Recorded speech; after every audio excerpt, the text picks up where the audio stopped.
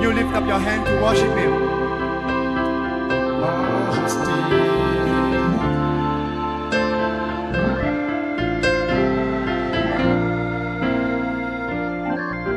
Nous allons prier We are going to pray en 5 minutes. in 5 minutes. Sérieusement ce matin. Seriously, this morning, Il y a quelque chose de spécial. there is something special. Il y a une clé qui sera tournée dans la dimension. There is a key that shall be turned into the dimension. Il y a un ministère There is a ministry, final a final ministry, pour la fin du 7e for saut. the finishing of the seventh seal. Il y a un There ministère is a ministry, final final pour la ministry, plénitude des for temps. the fullness of times. Il y a un There ministère is a ministry, final final pour ministry, le règne du for millénium the reign of the millennium. qui sera introduit ce matin. That shall be introduced this Le morning. ministère The ministry, glorieux glorious de l'enfant mâle, ministry of the man ce child. Melkizdeka Yes, Melkizdeka. qui rentre en scène That is entering in pour scene. stopper la mort, Stop death. pour stopper le temps, Stop time. pour introduire la gloire And to introduce du glory millénium à venir. of the future millennium. Nous allons prier ce matin. We are going to pray this morning. Nous allons élever nos We âmes. are going to lift up our soul. Vous allez activer le don de Dieu We en are vous going to activate the gift of God in you pour ce ministère for this ministry de of Jésus-Christ, Jesus ce Christ. Melkizdeka, This Melchizedek, l'enfant the mâle, man child, parce que c'est votre héritage. because it is your On inheritance. prie le Seigneur. Let's pray the Lord. Priez sérieusement, frère. We must pray Ne sommes pas un seriously. pique-nique, ne venons pas jouer. We are not here to play. Parlez à Dieu sérieusement. Speak to God seriously. Nous implorons le ciel, We call to the heaven parce que l'Esprit l'époux dit viens. because the Spirit of the bride say call. Ouvre la voie, prie le Seigneur. Open your mouth and pray the Réclame ta Lord. portion éternelle. Claim your eternal portion. Il est question du livre. It is about the book. Nous parlons de la We domination are qui talking revient. about the dominion that is coming back. Parlons du royaume qui We are revient. talking about the kingdom that is Nous coming back. parlons du règne des We fils de are Dieu. talking about the reign. Nous parlons de l'enfant We are mâle. talking about the man child. L'autorité du sexe. The Alléluia, authority of alléluia. his captor. Oh yes. Oh, hallelujah. Glory be to God. Amen. Amen. Hallelujah. Praise God.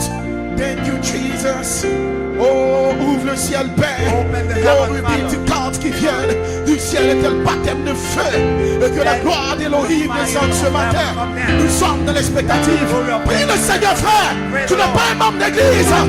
Si ton nom est dans le livre, déclare-le. Your name is in the book, we must declare it. Si tu as une théophanie ce matin, You have a theophany this déclare la morning. gloire du royaume éternel. Declare the Oh yes, alléluia. kingdom. Oh, majesté. Oh, majesté. Yes. Oh, majesté. Alléluia. Oh, majesté. Hey, hey.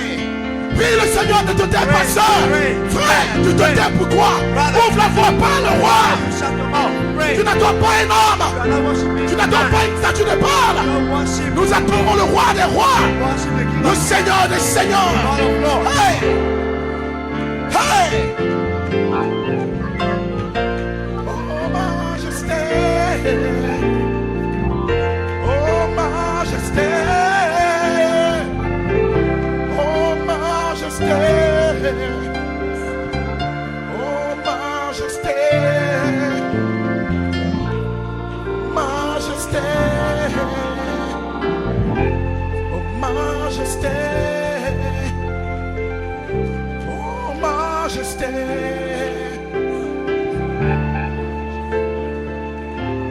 Jesus, oh majesté, par le roi des rois, réclame ta pension. Tu n'es pas un lâche, tu n'es pas un membre d'église. Nous ne venons pas négocier, nous venons réclamer le livre de vie, le petit livre que Elohim a gardé depuis la fondation du monde. Nous réclamons l'autorité suprême de revenir comme des dieux sur la terre. Nous ne jouons pas frère, nous ne jouons pas soeur. Si tu veux t'amuser, sors de cette salle. Si tu veux jouer, ne viens pas ici ce matin. Nous ne jouons pas frère. Réclame-les, parle aux rochers. Hey! Hallelujah! Oh yes, yes! Woo! Oh, hallelujah! Hey, ouvre le ciel! Eli, Eli, roi de l'univers! Oh yes! Hey! My, hallelujah! Majesté! Oh, tu es le roi des rois, mon Dieu, mon roi! Ouvre le ciel, mon Jésus! l'humanité ce matin. Introduis ce ministère de l'enfant mâle ce matin. Hey, hey. Woo. La gloire de Dieu descend maintenant. The God is coming down.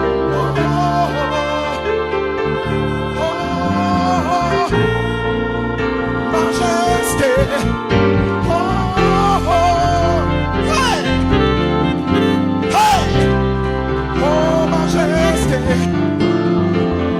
Oui, majesté. Hey. Oh, majesté. Alléluia. Il est là ce matin. He's here Le today. roi est dans cette salle. The King is here today.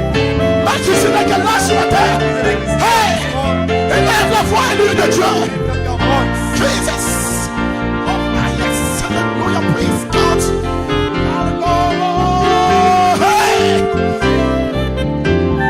Majesté. Oh. Oh. Yes. Oh.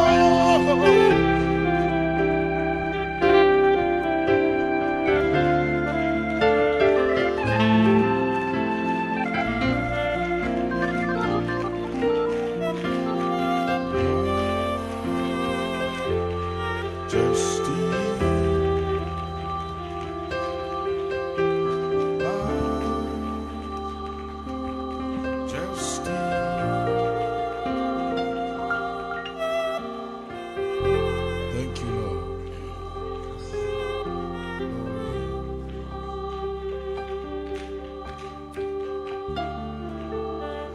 Thank you, Father. Our Heavenly Father, before your presence, we come again this morning for more of you. The more of you we have, the less of ourselves we become. Increase yourself in us this morning, so our flesh, our bodies can decrease. Increase our light this morning, so our 16 elements can decrease. Praise Lord Jesus. We are in a critical season, blending over, Lord, to the ministry of the man-child, the ministry of judgment, Zaza, the ministry of vengeance against all ungodliness. That ministry, Lord, is needed for perfection. Your servants preach the message, grace, judgment, and perfection. These are the pillars of perfection. Melkizdeka is here this morning, King of peace and righteousness. God help us this morning as we enter into this phase of this great ministry on the face of the earth. Help us be ready to receive the King, the King of righteousness, the King of peace is coming in. Bless us, Lord, this morning. Jesus' name we pray. You for this. Next time, I will not need an interpreter. I'll preach in French. You don't believe that? I want to bring you good morning.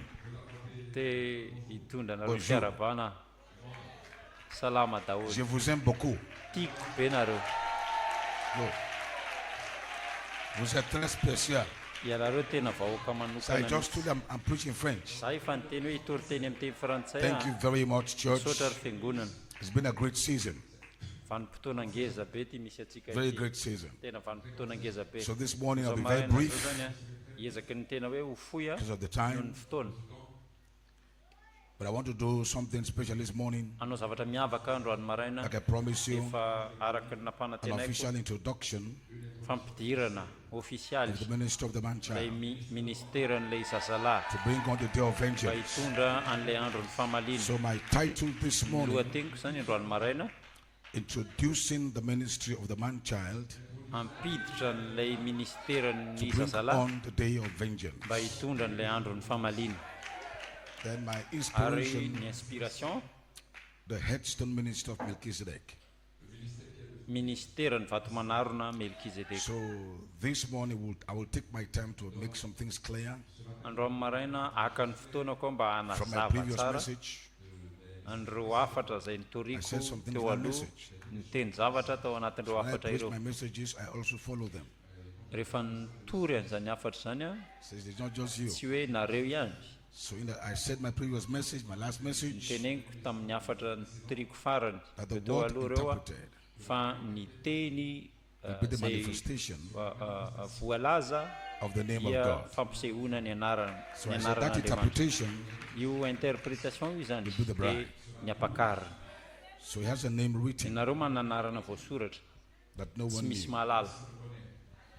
So take your Bible this Izany morning, raisin'ny baibolinao androany maraina, introducing the ministry of the man child andao to bring on the ampidirina day of vengeance. mena toerana lay ministeran'ny The zazalahy headstone ministry of mba ho amin'ny Melkizdeka. andro famalina.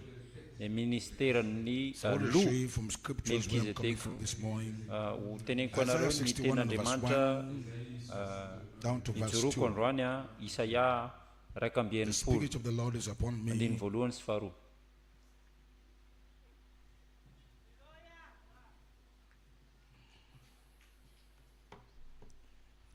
Ny fanahy Jehovah tompo no ato amiko, because he has anointed me to preach good tidings unto the meek. Jehovah nanositra hitory teny somafaly. He hath sent me to bind the brokenhearted, Nalefany aho mba anasitrana andreo proclaim fomaratra rehetra, liberty to the captives and opening of prison to them that are mba bound, hiteny am'ireo nobabona fanafahana, to proclaim the acceptable year of the Lord, one, and the day of vengeance of our God, hitondra andro fahasoavana avy amin'i Jehovah comfort sy all fahamaliana ihany that koa, mourn.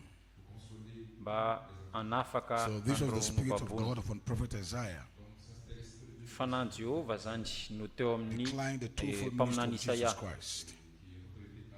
Zany a dia ampahany The amin'ny ministry of ministeran'i Jesus Jesosy Christ Kristy. that will declare Tokony the hideklare izy acceptable zany year of the Lord andro fahasoavana ho and an'i the Jehovah day of vengeance of our God. ary andro famalina So ihany Jesus koa ho Christ came an'Andriamanitra. in Luke chapter 4 verse 16, Jesosy tonga ao amin'ny lioka toko faefatra andiny fahenina amby and he folo, came to Nazareth where he had been brought up. Luke 4:16. fakio ny lioka toko faefatra andiny fahenina amby folo. Dia nakany a Nazareta izy, And as his custom was, he went into the synagogue on the Sabbath day and stood up for to read. niditra tao amin'ny sinagoga tamin'ny andro sabata, And there was delivered unto him the book of the prophet Isaiah. mba amaky ny boky And when he had opened the nosoratan'ny book, he found the Isaia. place where it was written. Nosokafany zany The ary Spirit of the Lord tonga is teo upon me amin'ilay because he hath voasoratra. anointed me to preach the gospel to the poor. Ny fanahy Jehovah tompo a no ato amiko, He has sent me to heal the brokenhearted and to Tori preach teny deliverance to somafaly the ho an'ny captives and mantra, recovery of sight to the blind, ary nandefa mba anafaka an'ireo zay to set nobabona, at liberty them that are bruised, mba ampanantena preach the sy acceptable year hiteny of the ny Lord. fanafahana ho an'ireo zay voababo sy voafatotra, Verse 19. sy andefa ny fahasoavany Preach tompo. the acceptable year of the Lord. And he closed the book. Ary rehefa avy niteny an'izany izy a So he dia did not naorony ny read the boky, other part. tsy nitoriany zany, tsy nivakiny a lay ampahany vengeance of faharoa, our God. lay So ampahany the andro ministry of famalina Jesus, which an'Andriamanitra. is Luke chapter 4, that's the Ministeran'i ministry of Jesosy Jesus, Kristy ao amin'ny lika toko faefatra zany was declared only the dia acceptable of the Lord. nanambara-pabe maso And ny left out the other part. androny fahasoavana, tena velany a le vengeance of our ampahany God. faharoa, le hoe andro famalina an'Andriamanitra. Right. marina zany I want to bring it for context scripture, Leviticus 25 and verse 8. Levitikosy Leviticus chapter 25 and verse 8. Levitikosy toko 5:25. And thou shalt number 7 Sabbath of years unto thee 7 times 7 years. Anisa sabata anakifito ianao amin'ny taona. And the space of the 7 Sabbath of years shall be unto you 49 years. Ary izany dia anome 7 taona. Then shalt thou cause the trumpet of the Jubilee to sound on the 10th day of the 7th month. The day of atonement shall he make the trumpet sound throughout all your land. Ny andro 10 ny volana 17 ianao dia ampaneno ny feon'ny trompetra ao amin'ny tany rehetra. And ye shall hallow the 50th year and proclaim liberty throughout all the land unto all the inhabitants thereof. Ary ho amasininao ny taona 15 izany dia ho jobily ho an'ny It rehetra. shall be a jubilee unto you. Ho anareo zany dia ho jobily. And ye shall return every man unto his possession. Ary ny tsirairay avy aminareo dia hiverina And ye shall return any every man unto amin'ny his family. tanànany avokoa sy ny fianakaviany. May be Azo seated. toerana. Then last one is Revelation 19. These are context scripture now. Ireo dia verse soratra 11. masina ara-paky teny. And I saw heaven opened. Apokalipsy toko 7:7. Revelation 19:11. Apokalipsy toko 7:1. And I saw heaven opened, Hitako ny lanitra and misokatra behold the white horse. ary nisy And he soavaly that fotsy. sat upon him was called faithful and true. Izay nitaingina And azy in dia righteousness he natsoina doth judge and make war. His lay eyes were a flame of fire. And ary on his nahita head were many lanitra crowns. voasokatra aho ka indro nisy soavaly fotsy ary nitaingina azy dia atao hoe mahatoky sy marina ary amin'ny fahamarinana no itsarany sy adiny ary ny masony dia lelafo ary tamin'ny lohany izy dia mamaro ary izy manana anarana voasoratra hoe izay tsy misy mahalala akory afa-tsy ny tenany andry ary miakanjoakanjo voafafira izy ary ny anarany hoe atsoina hoe tenin'Andriamanitra ary ny tokony miaramilany any an-danitra dia nanaraka This is the bride.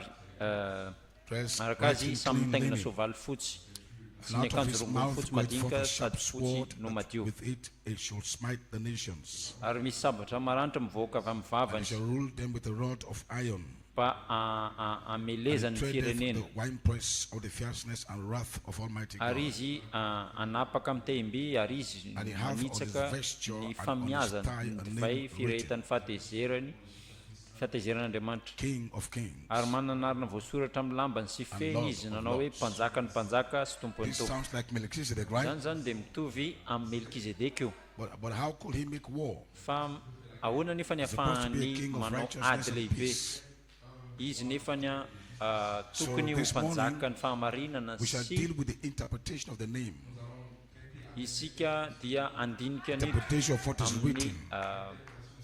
fandikana Because the name is already anarana written. satria le anarany efa voasoratra But if you don't understand the interpretation, fa raha toka tsy azonareo when ilay interpretation turns into a manifestation, fanazavana mitondra in your an'izany life, ho you fampisehoana might miss the whole thing. mety ho diso ny zavatra rehetra So I ianareo give it the headstone ministry of Melchizedek. noho izany napetrakontsika ny Who ministeran'ilay comes with vato two manarona key Melkizdeka izay tonga miaraka amin'ny comes as a toepana king of righteousness lakle anankiroa and as a king of peace. izy mpanjaka ny fahamarinana sy Because the fiadanana kingdom of God satria ny fanjakan'Andriamanitra is built on the balance dia mifototra eo amina fandanjana of righteousness and peace. fahamarinana sy fiadanana God's kingdom is not drink. noho izany ny It's righteousness, peace, and fanjakan'Andriamanitra tsy joy natao tamin'ny hazo in the Holy fa Ghost. natao tamin'ny So fahamarinana that is where the righteousness of God is built. natao tamin'ny fiadanana zany no namoronana ny God is a God of fanjakan'Andriamanitra righteousness. Andriamanitra dia Andriamanitra ny But the fahamarinana righteousness of fa ny God fahamarinan'Andriamanitra is what makes him right. izay no mahatonga azy There olo can't marina be true righteousness tsy manana fahamarinana tena izy without isika justice. raha tsy eo mihitsy ilay So the righteousness fahamarinana of God tena will insist on ny justice. fahamarinan'Andriamanitra zany dia mifototra eo And amin'ny justice will fahamarinana tenany mean Ny fahamarinana dia that midika every act of unrighteousness is recompensed for. Every action of unrighteousness will be recompensed for. ny asan'ny fahamarinana rehetra zany Because dia peace is a state andraisana of freedom valosoa from war, harassment. satria ny fiadanana dia So the fahafahana righteousness of God raha can't oharina prevail Andriamanitra zany mijery mialoha except he establishes justice. mandrapa It is his justice that will Mandrapipetrahany force him to go fahamarinana. into war. le fahamarinana no Because if he has to manesika azy establish andeho any amin'ny peace ady on this lehibe earth satria izy tsy afaka hanaparitaka and nyle fiadanana express eto his ambony tany righteousness, aneo he has to go into war. an'ilay fahamarinany and that war will Fa izy eliminate mila miditra ao anatin'ny ady anything that is not after the kingdom of God. izay tsy mifanaraka amin'ny fanjakana And so Melkizdek, Melkizdeka in order to establish his righteous attribute, ahafahany mametraka an'ilay his righteousness will fanjakan'ny insist that he fahamarinany. establish Ny justice. fahamarinany ametraka That justice will amin'ny mean alalan'ny anything that's been coming fahamarinana. against you ny zavatra rehetra izay tonga He will have amin'ny to ohatra fight anao it zany out. tsy maintsy hiady ho amin'izay izy and establishes a kingdom ary ametraka ny fanjakany that will be free from ianao sickness, dia ho afahana free from pain, amin'ny aretina free from ny sin, fahafatesana free from death, aretina free from anything lota amin'ny zavatra that was rehetra not afahana in God's amin'ny original zavatra plan. rehetra izay tsy tao anatin'ny planina His righteousness must make him do that. ny fahamarinany dia He can't stay in righteousness afaka hijanona ao anatin'ny fahamarinana if he can fotsiny. tolerate sin to reign. ohatra ka avela He fotsiny can't be righteous fahotana anjaka sy if the enemy is still mifahamarinana parading up and down, harassing God's people. raha ohatra ka ny He can't reign in righteousness andrava ny zanak'Andriamanitra if his own tsy afaka subjects, hanjaka ao amin'ny if his fahamarinana. own raha citizens ohatra ka ny mponina are still under the harassment dia mbola ao anatin'ny of an enemy. So the righteousness of God will insist his justice, and the justice of God will insist for judgment, and the judgment of God will insist that he goes to war, and in that war he will pick up a name, and with that name he will eradicate everything that's in this kingdom, because his kingdom must reflect his righteousness and his peace. So that is why Melkizdek has to come back as a man child. The man child will be the word that's in the bride, because it will take vengeance. So the vengeance of God is not expressed out of hate. It is his love. He expresses his love through vengeance. But that vengeance is not against you. The vengeance is for you. So this season, we want to establish this ministry with the Coleman preacher message that we almost read. Grace, judgment, perfection. What that message meant, the grace of God is what saved you. But you can't realize grace except there is judgment. You can't realize perfection except there is judgment. So Isaiah 4:4, God will send down the spirit of judgment, the spirit of burning, to wipe out all ungodliness in the bride. Because this bride is called to perfection. Perfection in character, not just a doctrine, but your life should be a reflection of Jesus Christ. God in you, God manifest in your flesh, that there's nothing against you. It will take the righteousness of God, the justice of God. And when sin, when the devil, when death is taken away from you, then there is nothing against you. You look like your Father. You look like God.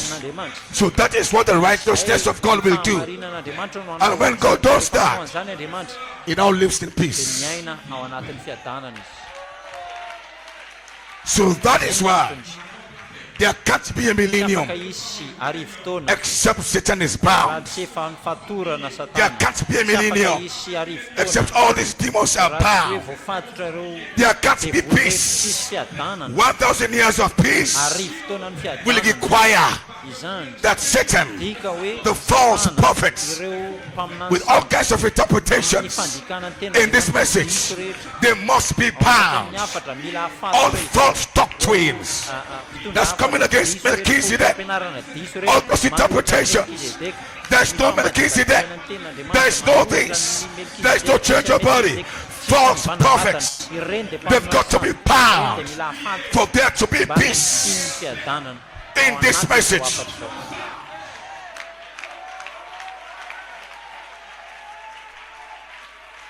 All those false, don't forget, it wasn't just a dragon that was bound, but it's false prophet, fallen angels, waging war against this message. They can't let you have peace. Try to take away all your promises.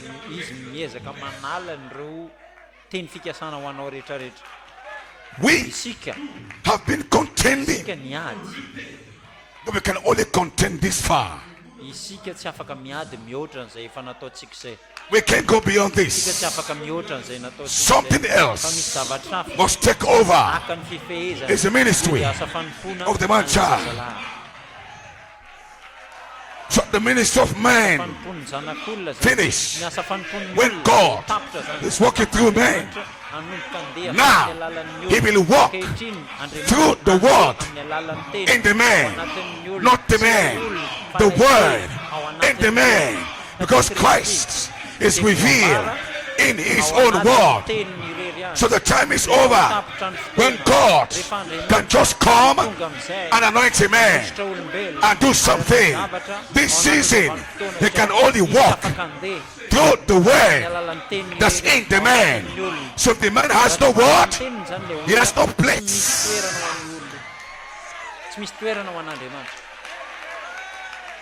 I pray you understand this. If the minister has no word, he has no place in this new season. In this new season.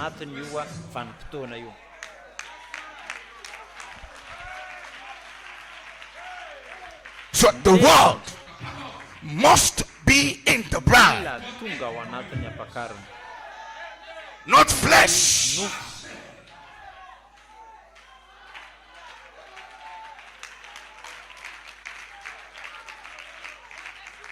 You must eat the whole roll. Because we come into the end of man angels. Paul, Irenaeus, Columba. I have a gift. I am a minister. I am a pastor. We are coming to the end of that. Elohim will come back and walk through his word. He can't walk through anything else except through his word. That's the perfection. Elohim and Logos, nothing else. So the Logos must be in you. Then comes seven spirits. Then comes Elohim. He walks through the world. That's the ministry of the man child.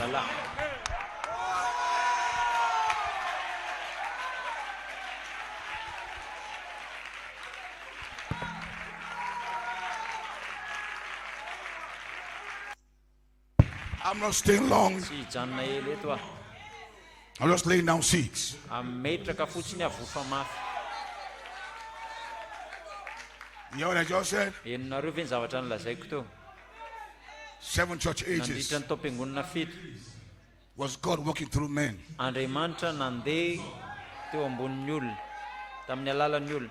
So at the end of 7 church ages, it's now God working through the word in the man. That is important. He will still use the man, but the man must have the word in him.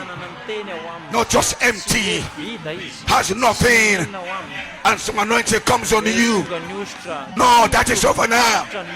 This season is God walking through his own word. That is critical. That's important. Hallelujah. Because this end time battle, it is God fighting his own battle. God will fight for the word. He came to redeem the word.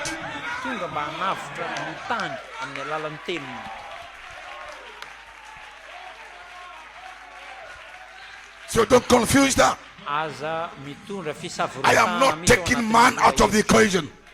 I am not taking man out. God still uses man. But that age, when God used man without the word, I said that is over. The man has a gift. He's anointed. That is fine. No word.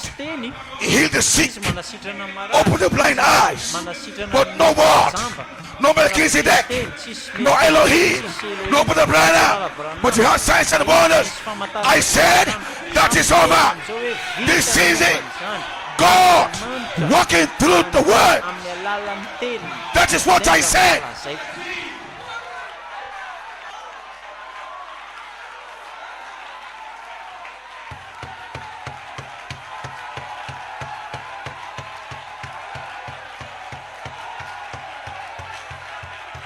Because the life is going back toward the sea.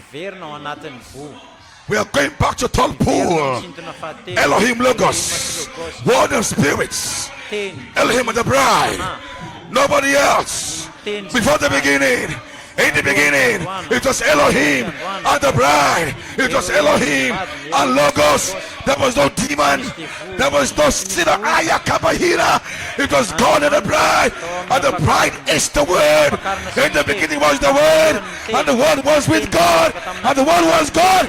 That's the bride. You are. You are.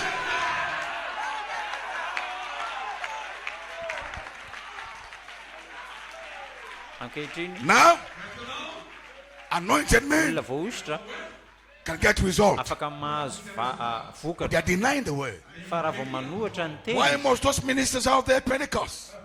Why must they get result? When they have openly defied the Brother's message. No word. Hear their messages. No word. But things are happening. And sometimes you are confused. Even pastors in the message are confused. How can this man produce these manifestations?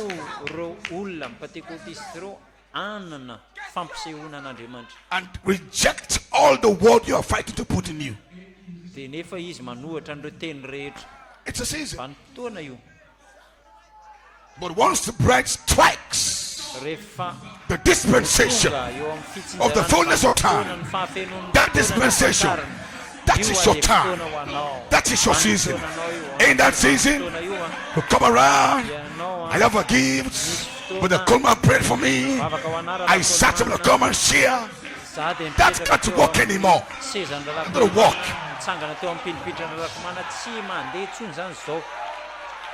It is not going to work. Because in that season, who you are, your true name will be an interpretation of the word of God. And the word for this day is Melkizdeka. Melkizdeka in you will interpret his own life. That is your identity. That is who you are. That same Melkizdeka, that same God in Malachi 4 will be in you and interpret his name as King of Peace, King of Righteousness in you. That will go to cease.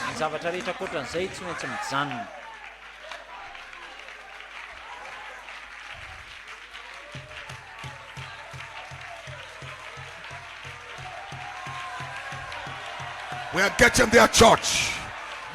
So this is not time to build your ministry, to build your faith on sensations, build your faith, all kinds of things. Brother Coleman did this for me. Brother Coleman told me this. Brother Coleman said, sit there. That is fine for now. Somebody can fall for that. But in adoption time, nobody will fall for that. In adoption time, you got to produce Christ. You've got to produce Christ. In adoption time, people will say, "Sirs, we will see Jesus." They don't see Jesus in you. Your testimony cannot stand. So we are coming on Ivory Coast. We know where we are coming from. We know where we are going. Manifestation time. That means this message is going forth as a warning. I am warning them.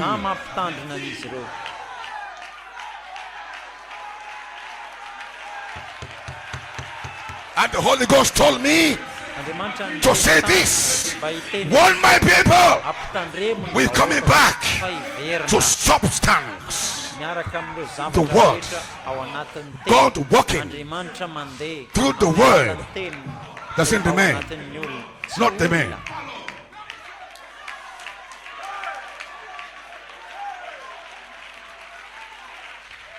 So if all the man has is names of people, names of these. Well, I walked with the Branham. We all went to the mountains. We all ate together. But the Branham told me this. Then I met with the Coleman. I slept with him. We all shot food together. That's not going to work anymore. The question is, where is the interpretation? Where is the interpretation? Those things takes you nowhere. Come on, told me, the Conteh sign for Ephesians. What will that mean? How can I build ministry on that?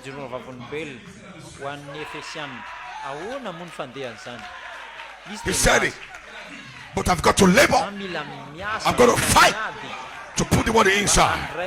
If I'm a sign of Ephesians, I've got to have the word, the hidden mysteries. Because a fivefold ministry must climb up that Holy Spirit spot and pull the mysteries, put them inside of you. Because the ministry of the man child will be Elohim walking through the word, and the word is in the bride. So we know the secrets. The word, the logos, Savathanas, said the bride.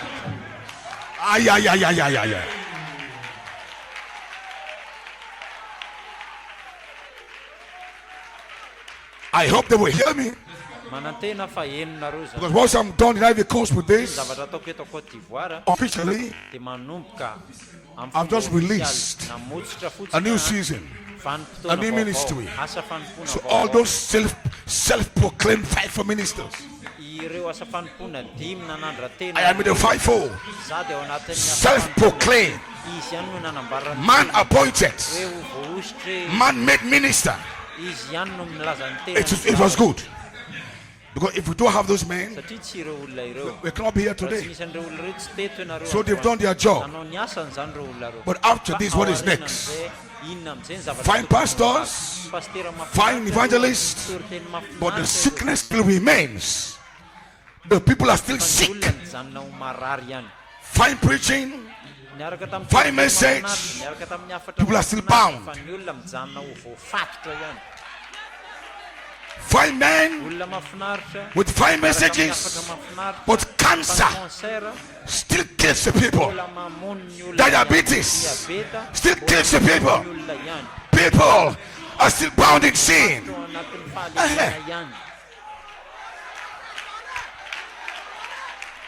So Pastor John Conteh, my ministry, man ministry, ends here today.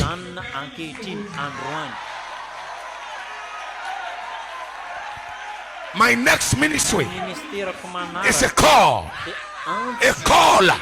to be a partaker of the ministry of the man child. I don't want my ministry again. za tsy mila le asa fanompoko. So this morning, Am'zao maraina I'm leaving this ministry avelako io asa fanompoko. in Ivory Coast. I'm going to Sierra Leone Sierra Leone. with a new ministry. The new ministry is the ministry of the man child. That ministry will set you free from your sicknesses. It will set you free from sin. It will set you free from diabetes. And I came this morning by faith to step into that ministry. Let the sick be healed. Let the blind see. Let the lame walk. Let them receive the Holy Ghost.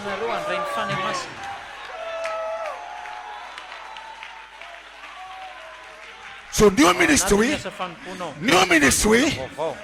is now identified.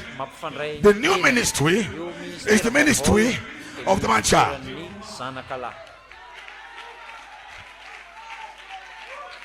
So not some minister telling you, I have a new ministry.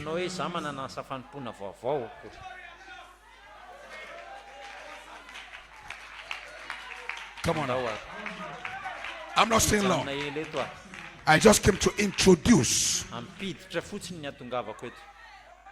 So this new ministry, called the Ministry of Vengeance, as I just said, that ministry is what will perfect the bride. That ministry will make sure nothing will hang against you. Anything that is against you, that ministry will crush it. Whether it's your father, whether it's your mother, whether it's your uncle, whether it is the witches in the village, that ministry, it will crush anything against you. Because the prophet said, there is nothing against you. Nothing is supposed to be against you.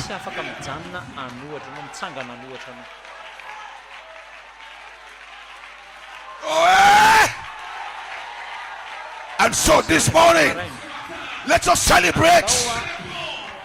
Spread your clothes. Hosanna!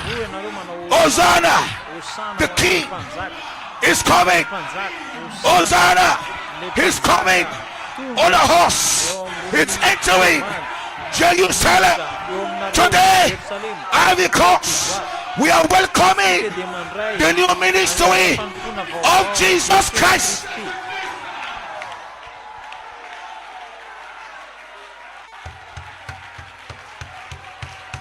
And you know what? We are making history. The only people in the message who are taking their clothes now, taking palm trees, spreading it. Your palm trees, it's your amens, it's your praises, your clothing, it's your hallelujah, it's your Hosanna. What are you doing this morning? You are welcoming a new ministry, a new King, a new Jesus. No one knows his name. His name is a new name. His name is the interpretation of the word, and you shall be the interpretation.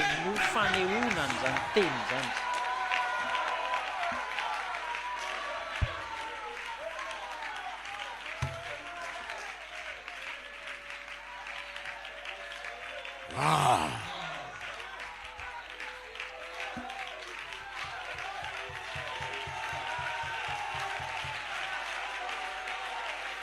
John the Baptist was a great prophet, a great minister, a powerful ministry, has disciples.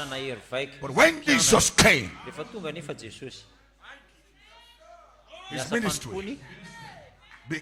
his ministry so fell down, we said, I'm not even worthy to unloose the lace of this man.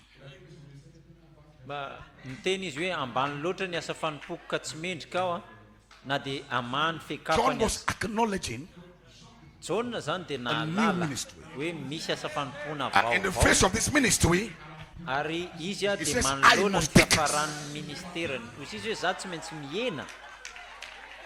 So this season, anatin'izao vanim-potoana your izao, acknowledgement ny fahalalanao of this ministry an'io asa begin to fanompoana io decrease. anomboka Because it's coming. ampidina ianao ny ministeranao satria ho avy ilay tena tompony.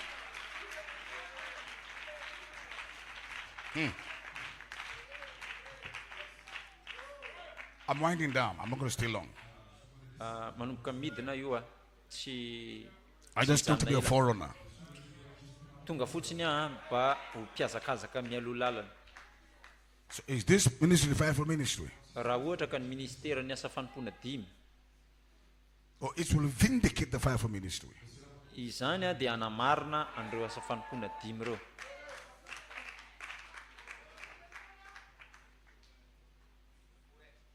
So where are we at? Aiza hoe zary misy atsika kehitriny. So it doesn't mean that your pastors and your ministers were not doing the job. No.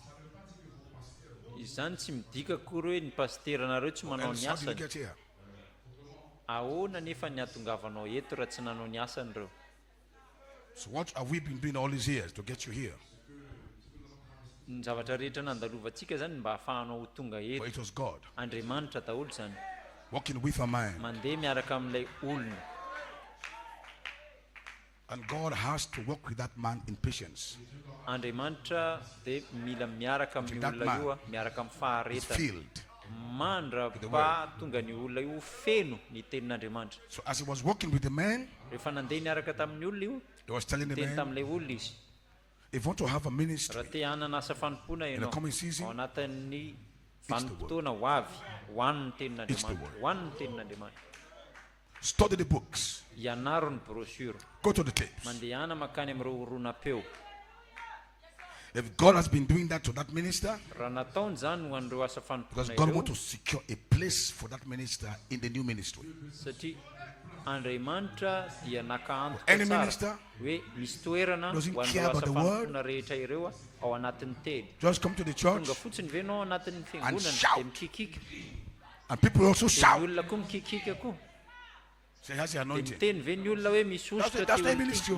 tsy izany le asa fanompoana risatsika. Make some good noise. Ianareo No word. mikikika mahafinaritra ataonareo That's a good fa raha news. vao tsisy teny miaraka amin'io tsy misy tera ao tsara na tsy ao tsara. Paul told Timothy, study Paul nilaza to show hoe thyself Timothea, approved. mianara ianao, Connect yourself with the men on the word. mifandraisa ianao amin'ny tenin'Andriamanitra. If you want your ministry to have relevance, Raha tianao hisy dikany ny asa coming fanompoanao amin'ilay vanim-potoana izay ho avy. the Pentecostals, Pentekotista they prayed a lot tena mivavaka be zareo, and they fast a lot fadianina to receive mba power. andray ny hery. It worked for them. Mandeha izany aminazy The ny dispensation fitsinjaran'ny vanim-potoana where prayer and fasting works. hoe ny vavaka sy ny fifadikana No word. tena nety tsara. Tsy nisy No teny, prayer fasting. tsy nisy teny ny ilaina fa They pick up power. ny fadianina sy ny vavaka That's fotsiny not dia nandray pride. ny hery. Fa ireo tsy ampakarina koa. Your prayer and fasting, Ny vavaka ataonao, ny The fifadikana word. ataonao this kind Sin goeth thing. not. Jesus said, this kind goeth not. Jesosy nilaza hoe reny karazana Prayer devoly and reny fasting. dia tsy afaka raha tsy amin'ny fifadikanana But sy he just vavaka. told them why they can't heal the sick. Ny antony sy tenenany hoe because tsy of afaka all your hanasitrana ny unbelief. marary nareo satria tsy mino. Prayer and fasting does not give faith. Ny fifadikanana sy What vavaka gives tsy faith manome is the fo- word. fa ny tenin'Andriamanitra irery ihany no So manome. if Jesus said they lack faith, Jesosy ny teny hoe tsy ampy finoana he wasn't referring to literal prayer and fasting. izy tsy miteny an'io arabako It was referring to a fasting hoe that can fifadikanana sy separate vavaka, you fa izy from mirehitra flesh fifadikanana mba into the word. hanaraka anao. You can't have perfect faith Fa hiditra ao amin'ny teny. without the word. Tanana ny finoana Because tanteraka faith anao only misy cometh tenin'Andriamanitra. Satria ny by finoana hearing by the word under the seventh seal. irery ihany amin'ny fienoanao ny tenin'Andriamanitra ao amin'ny tombo-kase fahafa. Pentecost have missed their interpretation. Ny pentekotista dia nandika They just pray fast, no revelation, no thunders, no message, no Melkizdeka, no mysteries, and they're getting results. Izy ireo nanana vokatra. That worked. Izany a tena nety season. sy nandaitra tao anatina this new vanim-potoana season, anankiray. Fa ao anatin'ny go and fast for vanim-potoana 2000 misy days. antsika ity kosa andany Nobody ianao knew. mandeha mifadianana You will only get tapakandro ulcer. fara vao tsy misy tenin'Andriamanitra ao anatinao tsisy raha eo. Let me say it again. Ao averiko indray Go and mandeha. fast Andana for 2000 days. No words. misy tenin'Andriamanitra. An enticing spirit Ny fanahy will enter into you miditra ao anatinao. and give you signs and wonders. Miaraka amin'ny But the man famantarana child, fa le zaza lahy. the man child is the word in you. 7 thunders, 7 voices, 7 eyes, 7 seals. The book of redemption. You eat the book inside of you. Now you are ready for a true ministry, a real ministry of Jesus Christ. Vengeance. Valifaty am'izay. Famalina. I have to circle around this. Za mila mihodina It's apostolic. manodidina an'io. Zay ny asa fanompoana apostolika androany. Or else your ministry will not have relevance. Ankoatran'izay tsy misy dikany ny asa fanompoanao.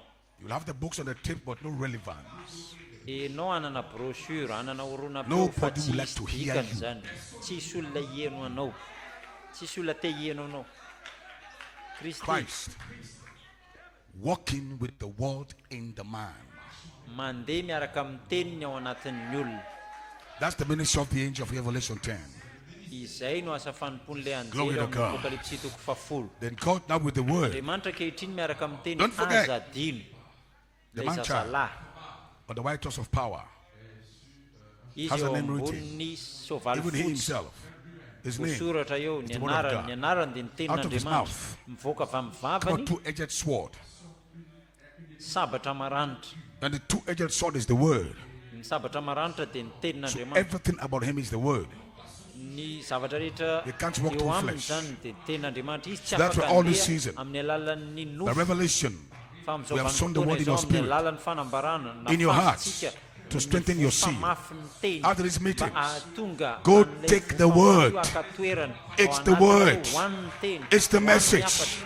It's all the Hoan'ny mysteries zava-miafina rehetra. that you have heard. Ireo izay fa Pack them herinao rehetra, apetrao into zany your ao soul. anatin'ny fanahinao. Let them live inside of Apetrao you. zany hiaina ao anatinao. Then comes the final call. Ankehitriny ho avy amin'izay When he ny calls you andro out, farany.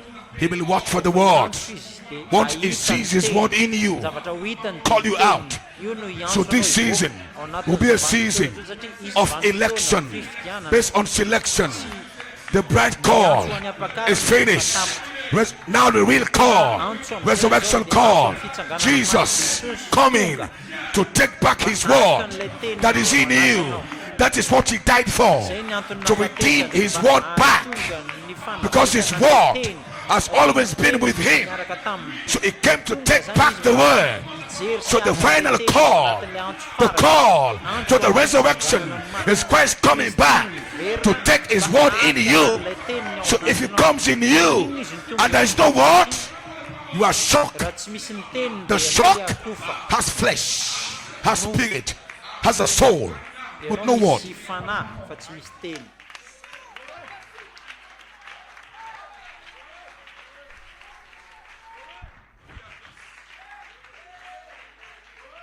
Sometimes in my church, Matetika ao I'll am-piangonako, preach for 3-4 hours. mitory aho anatin'ny adiny They don't telo like us. adiny I'm efatra. doing this. Just go home. Miteny hoe ndana fotsiny any trano. The time is Misy coming. fotoana amin'izay tonga You want to see a man of God that can preach this word for 4 hours. Now the word does not seem to be ny adiny respected. telo adiny efatra. The word does not seem to be respected. The word. Ankehitriny nefa hitantsika hoe tsy What people voaja want ny is a teny. quick fix. Come to church and get quick result. Ny zavatra ilain'ny olona zao dia zavatra Get results by passing the word. mila vokatra izy nefa te hiodina ny tenin'Andriamanitra. Correct. Marina ve zany? They just want quick results izy apart ireo of the word. te anana vokatra But when the word takes preeminence, fa rehefa ilay teny amizay because Melkizdeka mialoha is the word ilay teny that will rule izy nations. no hitondra That means nations are going to be ruled again by the word. The word will be the ruler. ny teny no gouvernoura The word of God shall prevail. ny teny no andamina ny zavatra rehetra. What do you become in that season? Inona ho lasa inona ianao anatin'ny When everything you will get will come from the word. zay ho azonao dia tsy maintsy avy any amin'ny teny. Everything you will be from the word. Omainao Because the word itself will rule. alalan'ny teny satria ny teny mihitsy no And in that dispensation, ao anatin'ny fitsinjarana you don't have the word. raha tsy manana ny teny zany ianao. It's a new government.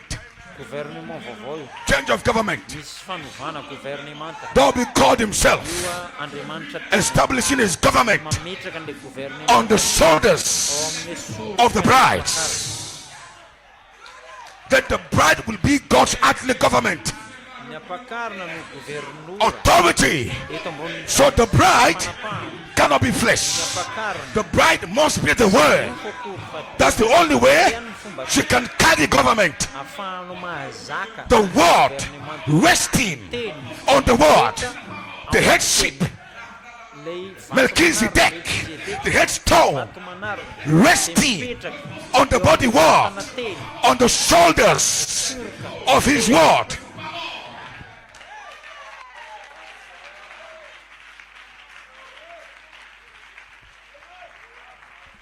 So Melkizdeka, he cannot have a human head, izy tsy afaka hanana loha olombelona and the body is something else. dia vatana hafa. If the head is a man, Raha ohatra ka the olona body must not be an animal. tsy ho biby mihitsy akory. Raha olona lay loha lay vatana tsy ho biby mihitsy akory. You've got to be the word. Ianao tokony ho lasa tenin'Andriamanitra. Now you see why God gave us all this while. Fa maninona no tenen'Andriamanitra Since izay fotoana rehetra 1965. izay nanomboka 1965. Why God has been Fa maninona waiting Andriamanitra no niandry to get the bride first to the word. mba hiandry Because he knew a ampakarina new miaraka season is amin'ny teny- coming. amin'ny teny satria fantany When fa God, misy the world vanim-potoana shall ho come on avy. the earth. Andriamanitra lay teny When ho tonga Uzi is eto amin'ny tany. walking through and with men, Rehefa hijanona tsy asa he has given men their own time and season. efa nomeny fotoana sy vanim-potoana Now he's bringing down his own season. ankehitriny izy mitondra ny vanim-potoana As it was in the beginning, dia tany am-piandohana Elohim walking with the word. In the beginning, let there be. It was God creating all things by the word, and the word is him. Elohim, let there be by the logos. Elohim, let there be by the logos. So Elohim created all things, but by the word. So it was the word created all things by the word. The word by the word created all things. That's the dispensation of the fullness of time. In the beginning, there was no flesh, no Lucifer, no Satan. Elohim, let there be by the word. tamin'ny alalan'ny teny.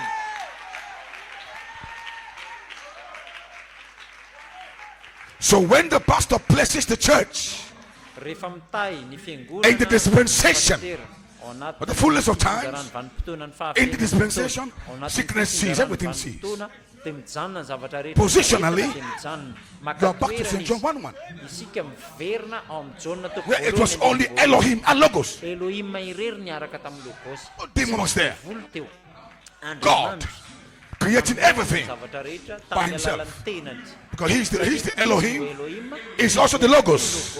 He created all things by Jesus Christ. And Jesus Christ is the Word.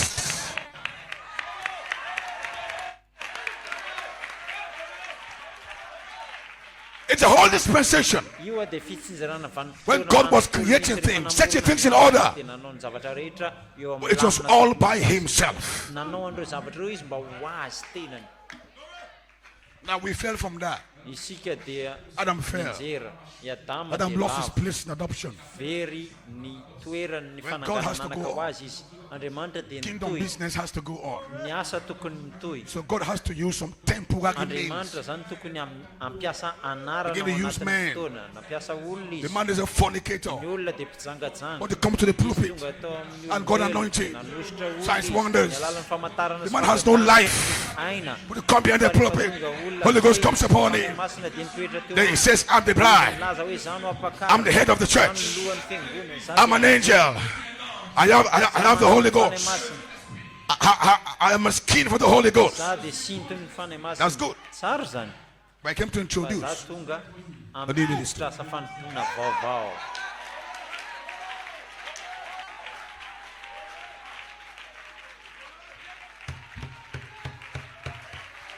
Now watch how the Holy Ghost, it's not me, I watch. Tsara ankehitriny hoe ohatry ny ahoana How could the Holy Ghost bring character first? fa maninona ny fanahy masina mitondra ny toetra alohan'ny zavatra rehetra. I didn't plan Za it. tsy nanomana an'izao The ministry of the man child it just shift. ny ministeran'ilay zazalahy dia niova fotsiny. But watch how Holy Ghost lead men. Fa ankehitriny manahoana amin'izay ary Now you can look mahakasika ny back from the fanahy dia messages. mitarika ny olona hiverina ny ariana ve So miaraka no amin'ny wonder this hafatra. whole thing was building up. Ankehitriny hitanareo amin'izay hoe io zavatra reo dia efa nanomboka namboarina. So I emphasize character all the time. Za dia nametraka ny tsindrim-peo teo amin'ilay toetra. The word character, Ilay toetra ny teny. not just Tsy power. hoe hery fotsiny fa ilay God. toetra. I start to introduce adoption of angels. Nanomboka nampiditra By just an'ilay change. fananganananaka noentin'ny And brought forth a new adoption. ankehitriny mitondra indray niova. That the real Mitondra gift ny fananganananaka is Melkizdeka fampiasa-pahasoavana lehibe coming in you. indrindra dia That just Melkizdeka changed. tonga ao anatinareo. Can't you see leadership? Nareo ve ny fomba fitondrana? That God is bringing us to something? Andriamanitra mitondra antsika ho That the amina conventions are now zavatra capped off. ny convention By a new ministry. voasatroka But the new ministry is not the ministry of the man child, which reveals itself as the king of righteousness. Melkizdeka. Melkizdeka. That can't be a man. Olona mihitsy io azafady. That's the Holy Fanahy Ghost. masina io. That means we have found the cap. Hitantsika amin'izay zany ilay banga. That all the things we've done in this convention was leading up Ny zavatra rehetra ataontsika amin'ity convention to a ity zany dia ministry ataontsika of mba perfection. hitondratsika ho any amin'ilay ministerany where there shall be nothing against you. any amin'ilay hoe tsy misy afaka And only manolora. God has that ministry. Only God has that ministry. Andriamanitra rery ihany no manana an'io asa But fanompoana. we must position ourselves Isika mila mametraka ny to be toerana used in that mba ministry ho ampiasaina ao anatin'io asa by fanompoana. having the word in us. Mila feno ny tenin'Andriamanitra tsika And the word is now here. ary ny tenin'Andriamanitra no mitondra antsika eto. So this is not to discourage you, Izany tsy anaketrahana but this is to place you positionally. ametrahana anao amin'ny toerana Because your adoption begins in position. You understand your position must be the word, not on a gift. tsy ao anatin'ny fanomezam-pahasoavana akory.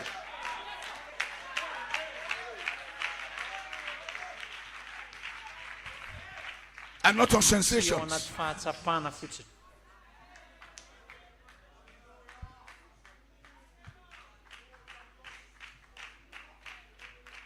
You're not saying amen Tsy to this manao one. amenina amin'izany ve nareo? This doesn't sound sweet. Ohatrany hoe tsy dia malefaka ve ny fanenony zany zavatra zany?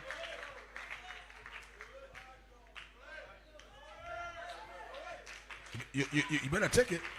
Tsaratsara Let me aminareo ask ny you a ambray question. azy zany. Have you ever asked yourself Ianareo ve fa nanontany tena? why God has to only adopt one Fa man? maninona moa Andriamanitra no mila manangana olona In the face of Billy Graham, in the face of all these great men, eo anatrihan'ny Intellectual Biligrama men, sy God sisa adopted olona only manantsaina one be Andriamanitra nanangananaka olona anankiray.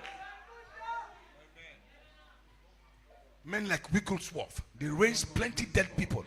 Betsaka ny asa nataona You can't even rahalahy hafa. compare when it comes to raising the dead. Ianao tsy afaka ampita Look, rehefa miresaka hoe Bram did signs fananganana and amin'ny maty. wonders. Raha Branham But nanana must go famantarana with sy you study. fahagagana. There are men that did greater signs and wonders. Nisy olona nanao miracle ngeza koa. What he had that nobody had. Ny zavatra nananany tsy nananan'ny olona dia zava-miafy. Not science. Tsy famantarana akory. That's why Pentecost acknowledged him for the science. Pentekotista nahalala azy amin'ny alalan'ny famantarana. Their issue with him is on the word. Ny probleman'ireo tokana niaraka Because the word is what adopted the prophet. Satria ny teny no nanangananaka ny mpaminany. You've got to know this. To be in the bride, you must tell the difference. Hitanareo ny mahasamihafa an'io.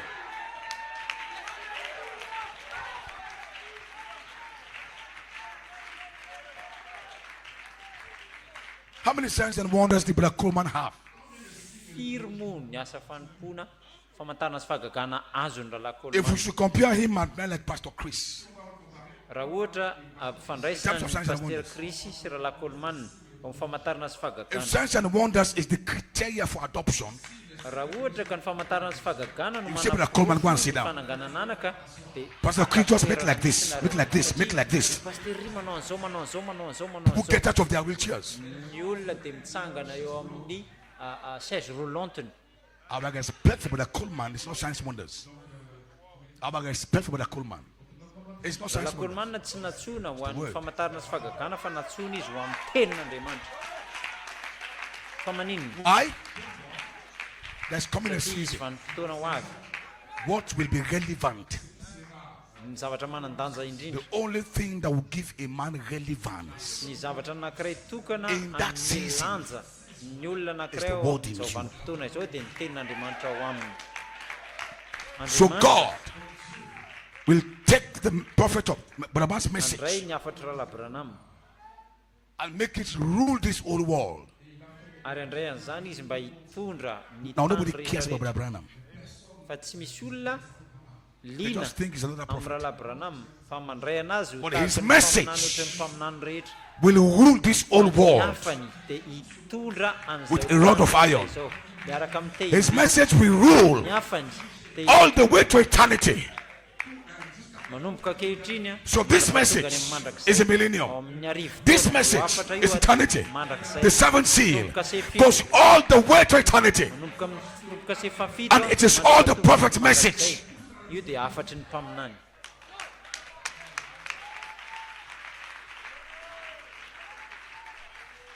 And we make sure we preach that message in part and in part and in part and in part. Isika dia mila maka antoka hoe mitory afatra amin'ny ampahany And amin'ny God will now start the season very soon. Andriamanitra Adoption. hanomana ny When vanim-potoana ny God will not begin to fanangananana. adopt His word. Rehefa manangananaka n'ilay Make His teniny word now have the preeminence. hoe teniny Like no in the beginning, St. John fahalalana 1:1. mialoha. If you were in St. John 1:1, Ao amin'ny Jaona toko what voalohany will you andiny have voalohany. if it's not the word? Inona moa ny zavatra ho azonareo akoatra ny tenin'Andriamanitra? Because in that dispensation, Satria ao anatin'io He created fijaran'ny all vanim-potoana io namorona ny zavatra rehetra izy tamin'ny alalan'ny teny. everything God created. Zavatra ny foronon'Andriamanitra By the rehetra word. dia tamin'ny So alalan'ny in that teny. dispensation, Ao all amin'ny the fijaran'ny manifestations vanim-potoana io ny fampisehoana that came rehetra forth izay ho avy came by spoken word. tamin'ny alalan'ny teny voambara logos. Elohim. Elohim ilay Let us make logos. man. Andao Elohim logos. anao olona Elohim sy logos. We are going back to that again. Miverina amin'izany indray isika ary fiangonana. That's what I'm Zay ny saying. zavatra ny teneniko. And you have to understand Mila that. mahazo an'izany nareo. It's called the fullness of time. Izany ny antsoina hoe Adoption. fahafenon'ny fotoana. When God now adopts Fananganananaka. His word. Rehefa When Andriamanitra God makes His manangananaka ny word teny. preeminence. Andriamanitra Nothing mandray works an'ilay outside of the teny. word. Efa fantany mialoha miasa izy You amin'ny can't just alalan'ny pray, teny. pray and fast Tsy something afaka happen. hoe hivavaka hivavaka. You must have spoken words. Fadiana dia zavatra Create hitranga eo power. amin'ny ilan'ilay teny voambara. The word in your mouth. Herin'ny famorona Speak. teny amin'izay. Glory! He shall rule all nations Izany dia hitondra with the rod of iron. rehetra. Out of his Lalana mouth lehibe. is the Avy ao two-edged mivavaka sword. mivoaka ny sabatra maranitra roa lelo. The ministry Asa fanompoana of the man. Zaza lahy. That's the new Io ministry. le asa fanompoana vaovao. So we can start to enforce it. Tokony a hanomboka Because what we call handetika the day of an'izany amintsika. vengeance, Satria miantso an'io according to tsika scriptures, ho is see, Luke 21:22. Luka For these be the faray days of amby roapolo. vengeance. Io a dia andro Don't famalina. interpret, don't interpret. that all Zavatra things rehetra. which are written may be fulfilled. voasoratra tokony ho So the tanteraka. days of Ny andro vengeance famaliana, are simply days when all things andro zay ny zavatra which rehetra are written will be voasoratra fulfilled. tokony ho tanteraka amin'izay. That what day of vengeance means. Zay ny dikany hoe andro ny famaliana. So the day of Ny andro ny vengeance famaliana zany is a dia manifestation. fampisehoana It said of all zavatra rehetra. things. It says, so for these be the days of Mba vengeance, ahatonga ny andro That andro- all andro things ny famaliana which are zavatra written voasoratra may rehetra be zany fulfilled. tokony ho Luke tanteraka. 21:22. Ao amin'ny Luka toko faaraika So the amby day of roapolo, vengeance andininy faharoa, ny andro ny Are days, famaliana. seasons Ny andro ny famaliana of dia world vanim-potoana. manifestations. Vanim-potoana ny fampisehoana ny tenin'Andriamanitra. Anything outside of the world Zavatra rehetra ivelan'ny can't tenin'Andriamanitra find expression tsy here. afaka ahita ny momba azy And eto. Satan can be bound Satana zany dia ho because voavarotra he amin'izay. can't walk through the word. Izy tsy afaka hiasa ao He anatin'ny walks through teny. flesh. Izy miasa amin'ny But in that alalan'ny- season, ao anatin'izao vanim-potoana it's what? ny teny. And because he can't walk through the word, Izy tsy afaka miasa amin'ny alalan'ny he has teny. nothing to walk through Tsy afaka mampiasa n'inona because the word is prevailing now. satria ny teny dia That is how it's bound. amatotra azy. The bounding amatotra azy. It's not a physical chain. Io a tsy It's a chain of rosia circumstance. naturaly. Farojona zavatsarotra. We will be the word. Ke ho lasa tenin'Andriamanitra. He can't walk through you. Tsy afaka Now hiasa he's eo walking aminao. through your flesh Izy mety afaka because miasa your amin'ny flesh alalan'ny is not yet nofonao, flesh of the world. satria ny nofonao mbola tsy But I'm nofo coming this season ao anatin'izao to vanim-potoana upgrade your flesh mba from animal flesh fahan'ilay nofo to a morphy flesh. olombelona sy biby hivadika makany amin'ilay nofo miova endrika. That you can talk like Jesus. Fahanao miteny tahaka ny The Jesosy enemy cometh, dia ny élément rehetra but he has no place in me. rehefa tonga le fahavalo So Satan came to Jesus, tsy nahita n'inona but he koa can't walk through izy because it's the fahavalo words. tsy afaka miasa Only aminy God izy walked through the teny. word. Andriamanitra rehetra ihany ny afaka miasa Satan amin'ny only alalan'ny walks teny. Satana dia tsy through the miasa byproduct of the word. alalan'ny zavatra He can only walk through Eve. iray.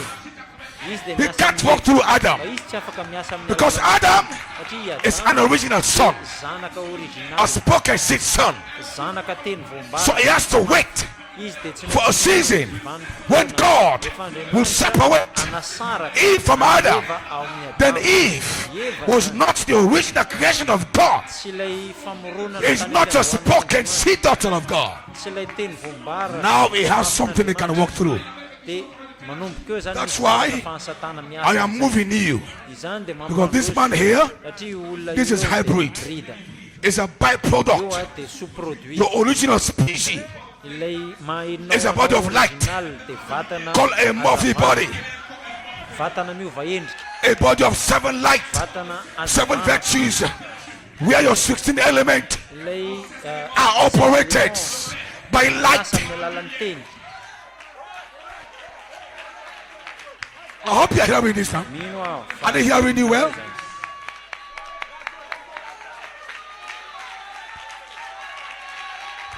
So the revelation Fanambarana is to upgrade you. dia There mampitombo are anareo. different kinds of flesh. Tsy misy tsony It's all zany called flesh. nofo ho antsoina hoe There's nofo. flesh of animals, Misy ny nofona biby purely elemental. izay You move from there, ianao dia androso come avy to ihany. hybrid flesh. Ianao tonga ao amin'ilay vatana That's what you hybride. have now. Zay misy ianao It's called ankehitriny. human, Natsoina ianao hoe olombelona fa hybride It's io flesh. safiotra. Io dia vatana purely animal, fa izy tsy tena biby half animal, fa ampahana biby and half something else. ary ampahana So it's called zavatra. hybrid. Zay ny antsoina azy hoe A safiotra. mixture of, it's a species from 2 different Tsy ways. fangaroana zany.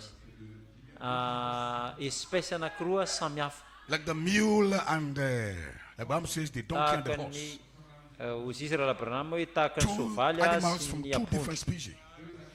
Biby anankiroa You mingle them, you karazana have anankiroa mule. samy hafa. Rehefa ampifangaroanao io dia the mule is lasa hybrid. mahazo ianao mulet. He has no life. Tsisy aina He ao can't anatin'io. reproduce his kind. Tsy afaka miverina miteraka That io. technology Ao anatin'io It's an teknôlôjia io ancient one. dia Satan knows it. efa teknôlôjia efa tranainy fantatry satany God also, andriamanitra ihany koa with your body, nandray ny vatanao He used elements, pure element. nampiasainy ny Adam's body was a body of element. akora tena izy So what you call calcium, potassium, natsoina hoe calcium it's not the potassium potassium you know today in science. tsy ilay potassium were hitanao ao elements anatin'ny of light. siansy io fa The same zavatra potassium, avy amin'ny calcium, hazavana Melkizdeka spoke. ilay singa Those are calcium sy potassiums of light. potassium zay nitenenin'andriamanitra So ireo dia this avy ones, amin'ny this hazavana calcium you are eating from the food you eat. ny calcium zay It hoaninao can't anatin'ny make you go sakafo through the wallow. izany tsy hitondranao amaky rindrina These are elements of light. zany dia singa This is ao anaty matter hazavana. going back to light. matiera Because everything came from hitondranao light. ao anatin'ny hazavana So God shall give you back dia avy any amin'ny hazavana daholo original atoms andriamanitra zany hitondra an'ilay from atao spoken anaty words. andohana telo voambara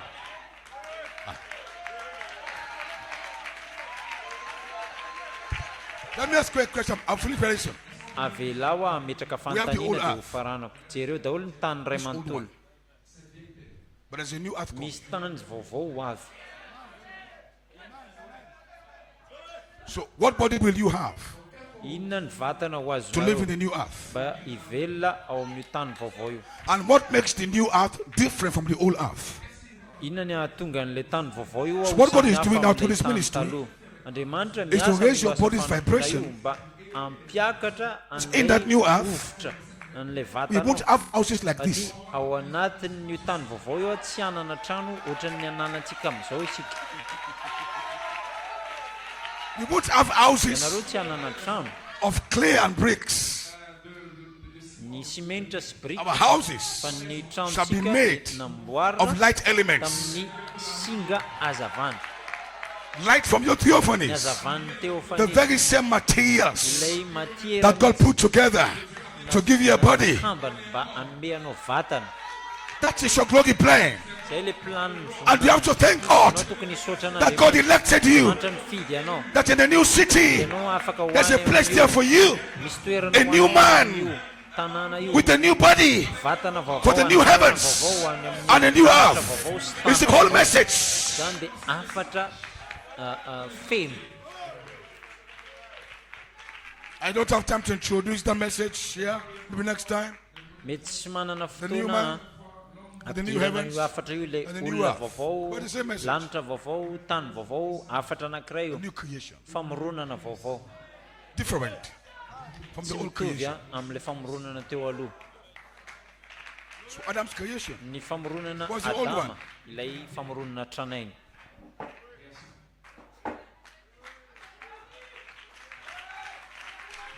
Say, Pastor, old one, pastera famoronana tranainy we have a new creation now. misy famoronana vaovao ananatsika What's the new creation? inona ary ny famoronana vaovao jesosy Jesus, for 3.5 years, nandritra ny telo taona sy tapany was nothing but a reflection of the old creation. Was only a reflection of the old creation. izy dia taratra fotsiny an'ilay famoronana tranainy Become a quickening spirit, a talo. new man. izy a dia lasa fanahy na melombelona In the resurrection. olona vaovao izy mba ho ao So amin'ny he himself fisanganana was maty born again. izy tenany zany dia nateraka He was indray given another body. nandray vatana vaovao Come and touch me. avy izy This kasio body. ty vatany ty It's not tsy spirit. fanahy ty vatany Spirit. fa ny fanahy Has no flesh, has tsy no manana bone. nofo But it's still a flesh body. fa ity a vatana But that flesh body ity vatana can nofo go through ity a walls. afaka mandeha is an eo upgrade. amin'ny rindrina io a dia So the flesh of Jesus jesosy zany was upgraded dia nivoatra when he was in the flesh of the word on the earth. avy ao amin'ilay He can't go through walls. Andriamanitra teto ambony He has to run and hide. tamin'ny rindrina But in the resurrection, ao anatin'ny he goes through walls kosa nefa because the izy flesh afaka mamaky has been upgraded. ilay vatana Matter has been upgraded. singa rehetra dia The word ilay teny has been upgraded, dia but it is still flesh.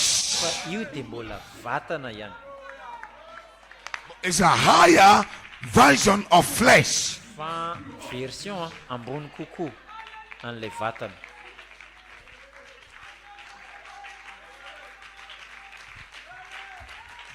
That's where I'm taking you to. zay ny zavatra tiako andefasana anao From animal flesh amin'ilay vatana biby that person can kill, gets old. izay afaka vonona miantitra You upgrade. mivoatra ianao. You become the flesh of the word. Ianao lasa vatana tenin'Andriamanitra. The flesh of the word that Jesus Christ had before he died. Vatana tenin'Andriamanitra zay nanana Where the Jesosy Holy Ghost talohan'ny comes and nafatesany. anoints your body. Rehefa ny fanahy masina hanositra ny vatanao, Not yet a morphe, izy tsy mbola miova endrika akory. but the Holy Ghost can anoint all your cells. Fa ny fanahy masina afaka manositra ny You stop selanao ray living life manontolo. from the blood life. Ianao mijanona tsy miaina intsony That's the an'ilay blood of tarazo Christians of miainanao now. hatramin'izay. Zany ny vatana Live life nananao above the ankehitriny. animal tendencies.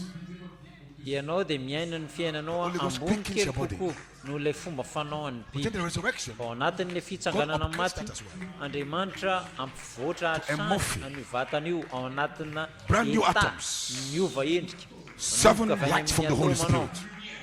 Spirit. Hazavana impito, Then in that ilay body, fanafito ao anatin'io you vatana io. can't even be tempted anymore. Ianao tsy afaka alaina fanahy akory. All the urges of temptation are done. Ny zavatra rehetra tsy manjary dia tapotra daholo. Then you upgrade from the morphe Ianao mivoatra You go now to glorify. makany amin'ilay Still état flesh. omena voninahitra. But in the glorified, Ilay nomena you voninahitra, become the totality ianao dia lasa fahafeno of what God is. an'Andriamanitra. You turn from white to amber. Ianao ampita miala avy any Your color amin'ny fotsy changes. makany amin'ilay From lokom-boasary. plain white Avy any amin'ilay fotsy to amber. makany amin'ilay lokom-boasary. You and Elohim are now one. Ianao sy Elohim lasa iray. When you appear, your color is amber. Ny lokonao Fire. ho lasa Lofe, lofe, lofe, lofe. tahaka ny afo. That's the final stage Ilay ampahany farany. of your glorification. Ny amfanomezam-boninahitra. But you are still in Ianao flesh. mbola vatana ihany. But fire, Afo. the flesh of the word. Ny vatany Now tenin'Andriamanitra. when you become amber, Rehefa lasa loko that is volomboasary when zany the ianao. glory of God can be seen. Eo ny voninahitr'Andriamanitra no afaka ho Word tazana. became flesh and we beheld his glory. Lasa vatana amizay ary ny tenin'Andriamanitra afaka Once the man ahita appear, voninahitsika rehefa ho hita amizay He ilay does not olona. how to Tsy explain. mila manazava izy. You can see Fa the ianao glory. dia afaka mahita ny The voninahitra. word became flesh Tenin'Andriamanitra lasa and we vatana. beheld his glory. Isika ahita ny The glory as of the only begotten Son. tahaka ny But you've got to zanaka upgrade natokana. From the animal, Andriamanitra. Ianao 16 miala element. amin'ilay animal, amin'ilay go by lust of the flesh, lust of the eyes. You upgrade. You receive the Holy Ghost. andray ny fanahy masina. My body right now Vatako zany ankehitriny. is not like Tsy you. tahaka ny io anao io. Because God has added the Holy Ghost. Andriamanitra nanampy fanahy. Poison cannot kill me. Poison cannot kill me. Poizina tsy afaka mamono azy. Ebola cannot kill me. Ny bala tsy afaka mamono azy. COVID-19 can't kill me. Ny COVID-19 tsy The afaka Holy mamono Ghost azy. Ny fanahy has masina quickened my cells. amelombelona ny sela rehetra tato aminy. Because the Holy Ghost is all over you. All over you. All over you. If you eat any deadly thing, it will not hurt you. That was where Paul was. Paul did not have an amorphic body, but his body was quickened. A snake bites Paul. Just make like this. If you eat any deadly thing, it shall not hurt you, because the Holy Ghost has taken over the 16th element. But we have a better promise. We are coming from there to amorph the body of Melkizdek, from the amorph, glorified, amber.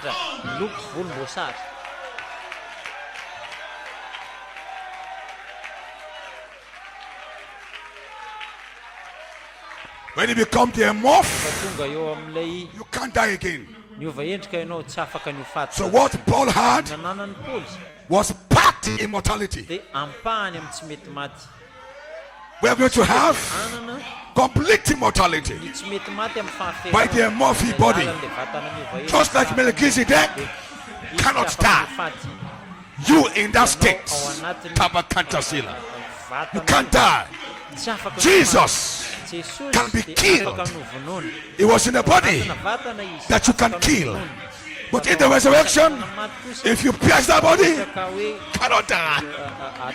nataonao ino ny vatana io tsy afaka no fahatsoana But it calls that body flesh. fa natsony nefa io vatana io hoe nofo The body has flesh and bones. mbola nisy nofo sy taolana le vatana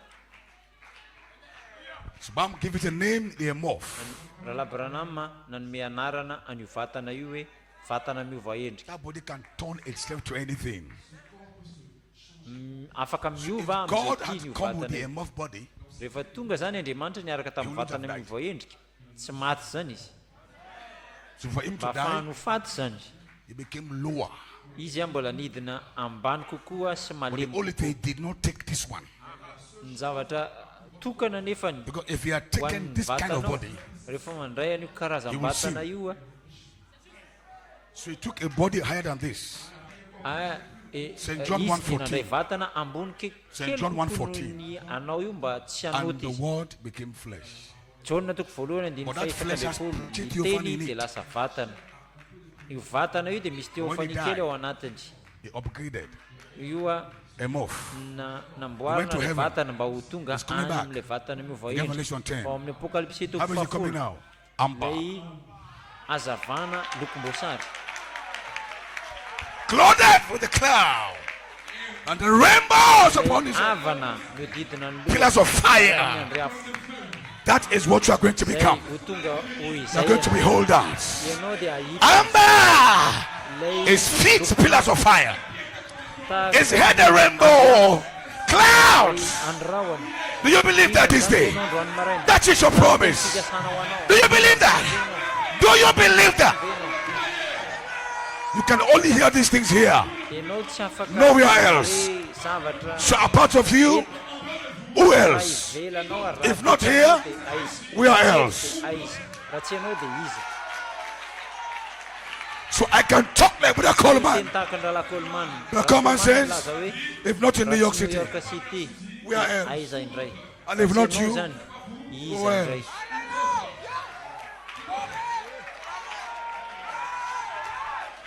I am saying today, if not here, Why where indray else?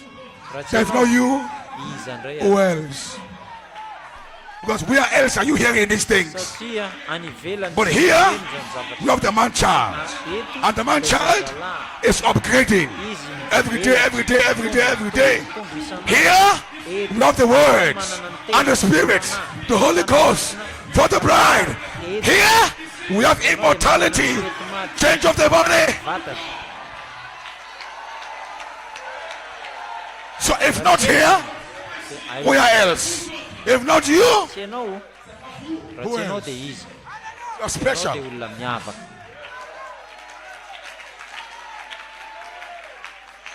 So just to let you know, ny zavatra fantanao we are going to take this revival across the globe now. We are going to take this revival across. isika anaparitaka I'm saying something prophetic and listen to it. And please, fifoazam-panahy this is not speaking out of pride. ity tsy fanambony teny In reality, anaty fanetretena this tanteraky group, fa ity vondrona ity this vondrona ity must be collected. mila mifandray As from today, manomboka androany except this element here 16 éléments is found in a convention. raha 16 éléments reo hita ao There will be no anaty fire. convention There will be no fire. Except this group. koatra nyity groupe ty I just said, jesosy Brother Coleman said, raha lakolomana dia laza if raha not tsy here, eto New York, aiza where indray else? And if not you in New raha York, tsy ianao any Who New York else? dia iza indray why did he say manino that? izy nyteny an'izany Who else was preaching the things he was preaching? ho aniza ary no nitoriny an'izany zavatra nitoriny zany Where else in the message will do here, voice of the archangel?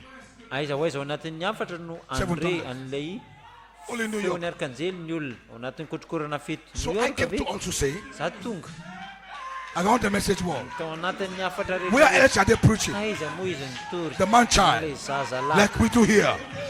tahaka ny nitoriny azy Just this morning, nitoritsika an'izany eto we have given the man child metsika a ministry. asa fanofona That the new ministry is the ministry of the man child. So remember that Eli says, Brother Conteh, your new ministry rehefa niteny ny As an apostle, what we are pasteur saying Elie is the man hoe child. ianao dia manana asa And that ministry fanompoana Conteh, must asa be the ministry fanompoana of vaovao. vengeance. Asa fanompoana Zaza lahy. Anjely So we have upgraded zany tsika on the man child. am'ilay Zaza lahy. Then here Tsiny zany we place the man child positionally itsika metraka in the position le Zaza lahy Melkizdeka. lay toerana Melkizdeka. Revelation 12, Sitoko faharoa the woman lay vehivavy gave birth teraka to a man child. Zaza lahy. But Revelation 19, Sitoko fahasivy amby folo. the same man Io child. Zaza lahy io Revelation ihany. 12, Apocalypse sitoko the faharoa child was born teraka lay zaza and he ruled nations ary izy avy eo with the God nitondra of iron. ny tany am'ilay tehim-by. But Revelation 19 Ny Apocalypse sitoko fahasivy amby is folo not called man izy child, tsy natsonatsony hoe but it's Zaza identified lahy fa izy as nampifandray ruling nations hoe ruling nitondra nations ny tany with the God of miaraka iron. am'y tehim-by. So Revelation 12 man child Apocalypse sitoko faharoa amby folo happens to zany be le the same fanambarana child lay Revelation Zaza lahy. 19. Io zany tokony hitovy amin'ilay fanambarana Because they are doing the same Apocalypse thing. fahasivy amby folo satria mitovy ny zavatra ataony. Revelation 19 Fa avy eo amin'ny Apocalypse sitoko Is it called fahasivy a man amby folo child? tsy nantsona izy hoe It's Zaza called lahy King of fa Kings. nantsona izy hoe mpanjaka ny mpanjaka. So it's not just a man child, Izy zany tsy hoe Zaza but lahy it's a fotsiny, king man child. fa izy Zaza lahy mpanjaka. So we have raised up that man child. Tsika manangana an'io Zaza lahy io We zany placed him positionally mipetraka azy amin'ny toerana as Melchizedek. Melkizdeka Higher power. toera indrindra Rule these nations. mitondra ny tany God of iron. tehim-by. We are doing that here. Tsika eto We zany are else. raha tsy eto dia aiza And it's on the word. izy a anaparitaka ny teny.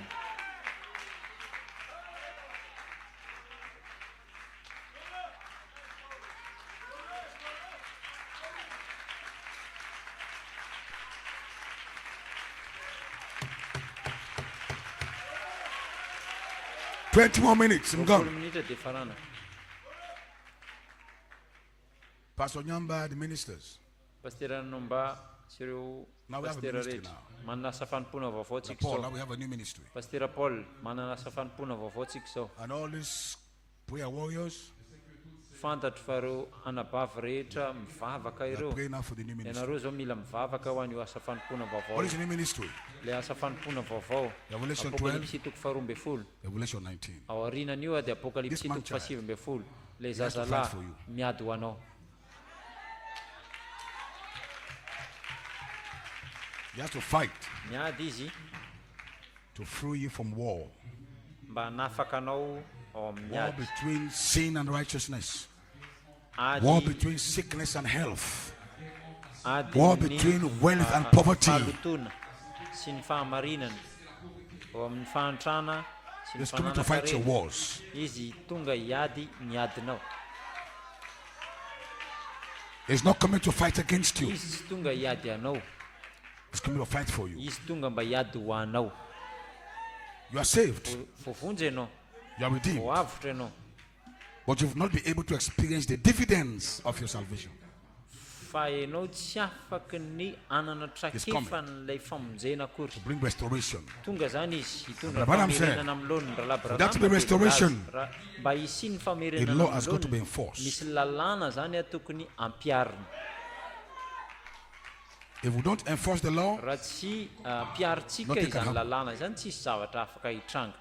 so for there to be restoration, Mba hisi ny famerenana There has amin'ny to be an lohaniny zany enforcement dia mila of the misy law. fampiarana lalàna. Bible says the word restoration Raha Branham ny teny an'ilay Close teny it hoe down. famerenana amin'ny The lohaniny dictionary, ao anatin'ny dictionnaire to izany. return to the former owner or to bring back to the former estate of condition. Anaty dictionnaire zany a dia miverina And we amin'ilay can hoe enforce eta tany a claim am-voalohany to be an'ilay restored. zavatra.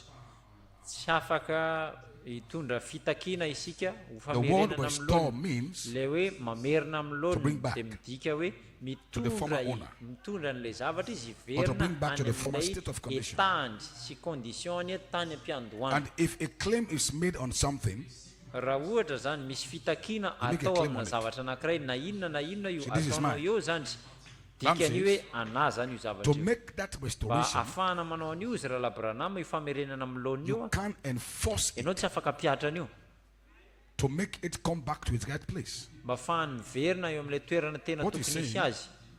All the claims you are making Ny fitakiana rehetra ataonao are in the hands of the enemy. manoloana ny So fahavalo all your claims, I'm saved.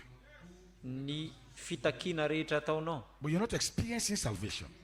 tsy mbola nanana traikefa You're making ny a claim. famonjena akory ianao ahafahanao manao I am redeemed. an'izany fitakiana izany za It's a dia claim. voavitra zany zao dia By fitakiana steps, I am healed.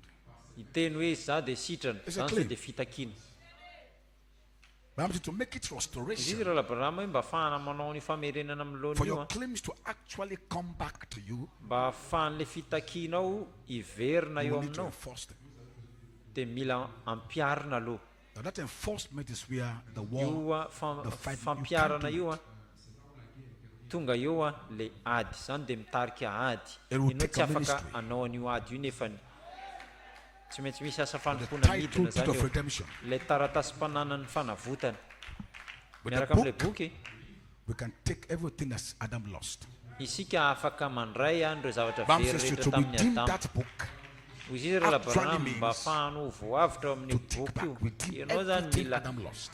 mamerina an'izay we can't very come to rehetra tamin'ny total adama tsy redemption afaka no tonga amin'ny fahafenon'ny without the fanavotana authority to isika enforce the raha claims. tsy misy ilay fahefana By the book of ampiatra an'ilay famerenana amin'loana ao anatin'ilay bokyny fanavotana Is that right? marina ve zany So we can't restore even though we have a claim.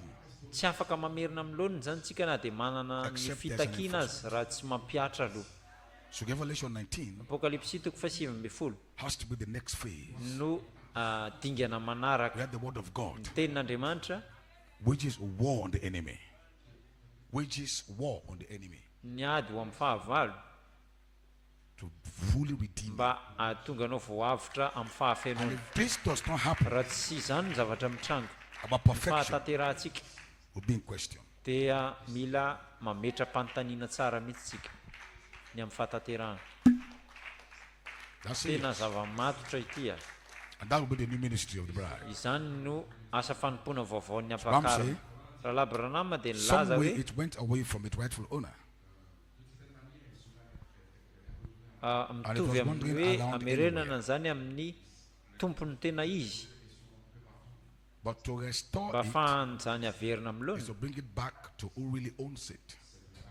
mila averina any amin'ilay tena niazona azy tany See, and it has am-piandohana to be aloha le izy enforced. mila ampiarina There has to be use of force. mila mampiasa hery izy When God anaovana enforces His rehefa power, ataon'andriamanitra amin'ny that alalan'ny His hery io word comes true, mba ahafahany teniny io tanteraka is establishing His righteousness. izy a mametraka ny fahamarinany And when His righteousness prevails, ary rehefa When he makatoerana frees ny us fahamarinany from war and manafaka torment, atsika ao anatin'ny fangejana we sy can now live ny in peace. fijaliana io dia miverina amin'izay tsika Which are zany the amin'ny two fiadanana reo no toetra roa of ny Melkizdeka, melkizedeka King le of mpanjaka ny fiadanana King of peace. sy mpanjaka ny fahamarinana But we can't be in peace tsika tsy afaka ny iadana There's still zany war. raha mbola ao anatin'ny between ady sickness and health, ny eo anelanelan'ny between poverty and prosperity. ny fahantrana sy ny fananakarena ny So aretina right sy now, ny we are, still, fahasalamana we are in war. isika zany ao anatina ady foana eo anelanelan'ny zavatra not in foana peace. tsy ao anaty fiadanana zany misy tsika People are here right now who are suffering in diseases. misy olona tonga eto a ao anatin'ny fangiry When Paul's fireneny wife arety came to the convention, he suffered headache.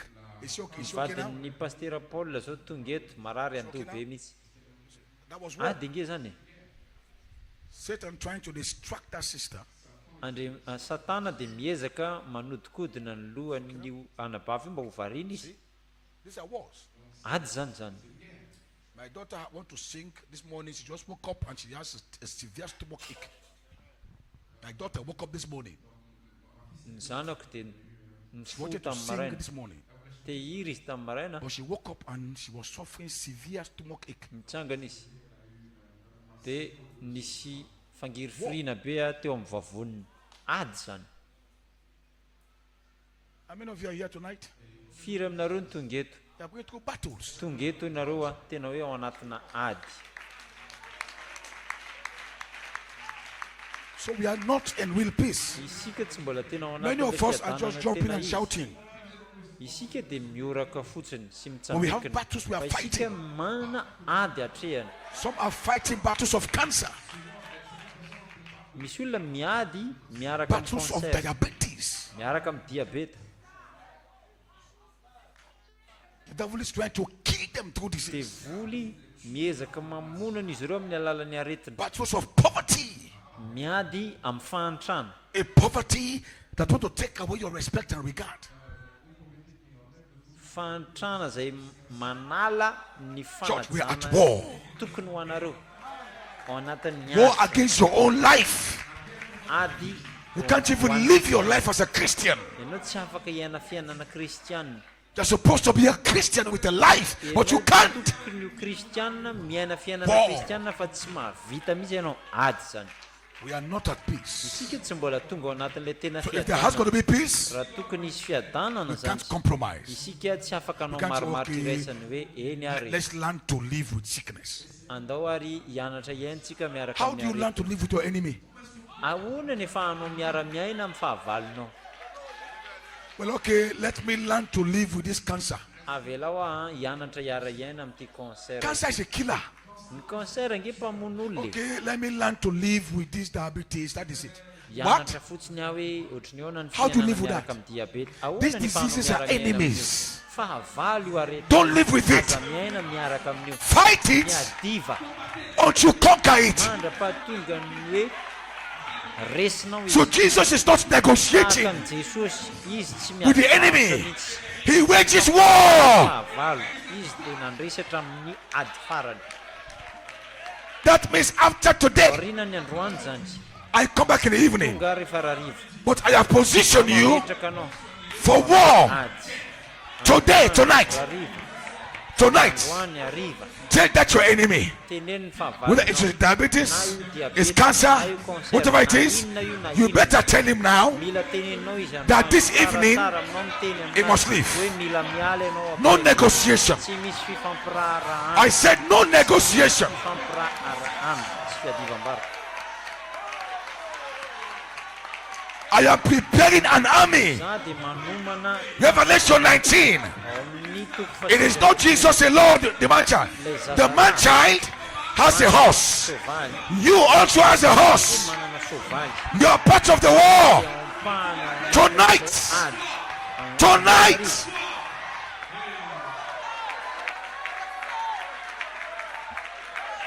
Look, I say stand up, stand up. I said tonight, from now tonight, tell your sickness Aretinao. it is over. Hita amin'izay.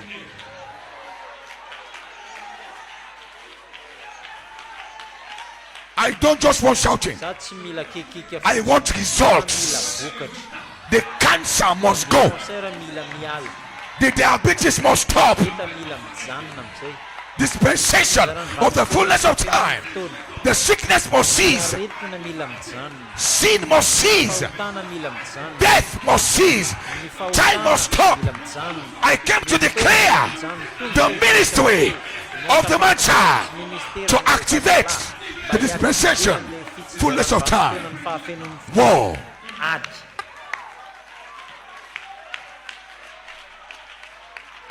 Please, pastors, Miangavy ary pastera. my colleague ministers, Ireo namako declare this new season. mila mideklare ny vanim-potoana io nareo. Put all your members on white horses. Avelao ny zavatra reo rehetra. Every member here right now, Sovaly fotsy. mount your horse. Kara eo amin'ilay sovaly The voice of the archangel. feony arkanjely. Tell your brother, Rahalahinao. ask your brother, Anontanion do you have a horse? Manana sovaly ve ianao? This is war. Angety e. I am mounting my horse. Mitaingina ny sovaly. Tonight, the ministry of the man child is coming to you Eo aminao. on a white Miaraka horse. amin'ny sovaly fotsy.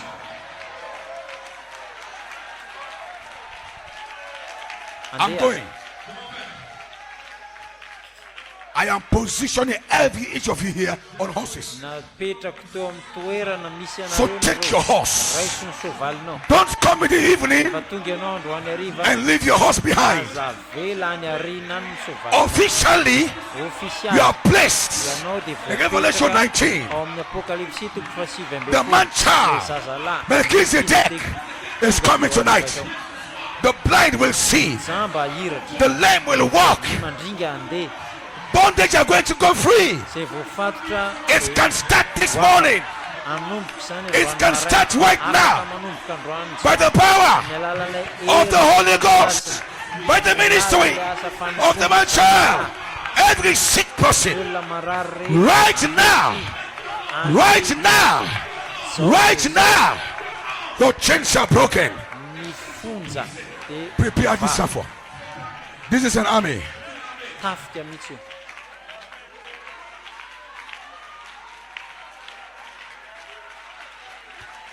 So the new vision now is getting men on horses.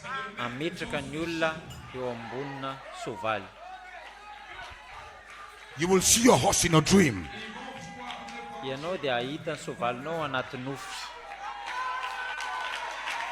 God, this season will give you a horse. You better say amen to that. I'm prophesying by the Holy Ghost. I said this season, God will give you a horse to place you positionally in Revelation 19. You can't be in Revelation 19 without a horse. Tell somebody, say, I'm carrying a horse. I'm coming tonight avec mon cheval.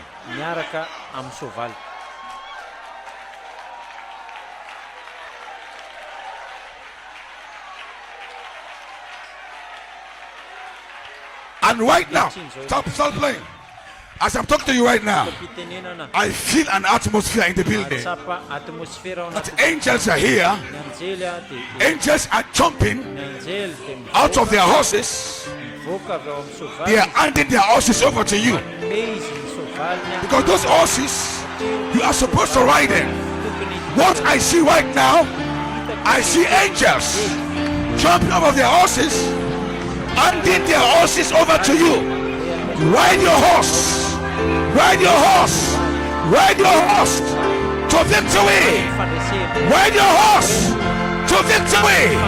Ride your horse from diabetes to healing, from death to life. God bless you. So tonight, Satan is finished. The devil is finished.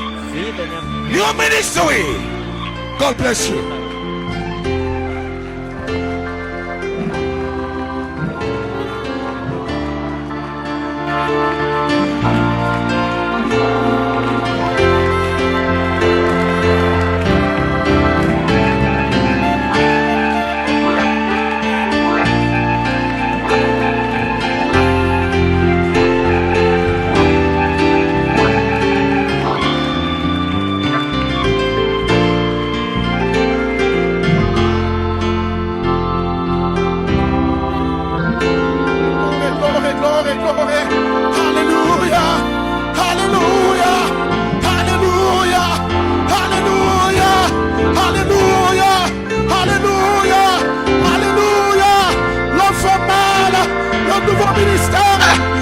Ministère, alléluia, donne-moi les cris, frère, alléluia, alléluia, que le roi vienne, ce nouveau ministère, l'enfant mâle qui descend, praise God, alléluia. Oh, fini la mort, fini la maladie, fini les ténèbres, fini les ténèbres, fini les ténèbres, dans le nom de Jésus. Tu es libre ce matin, plus de mort. Prends ton cheval, prends ton cheval, prends ton cheval. Alléluia. Hey, hey. Oh, yes.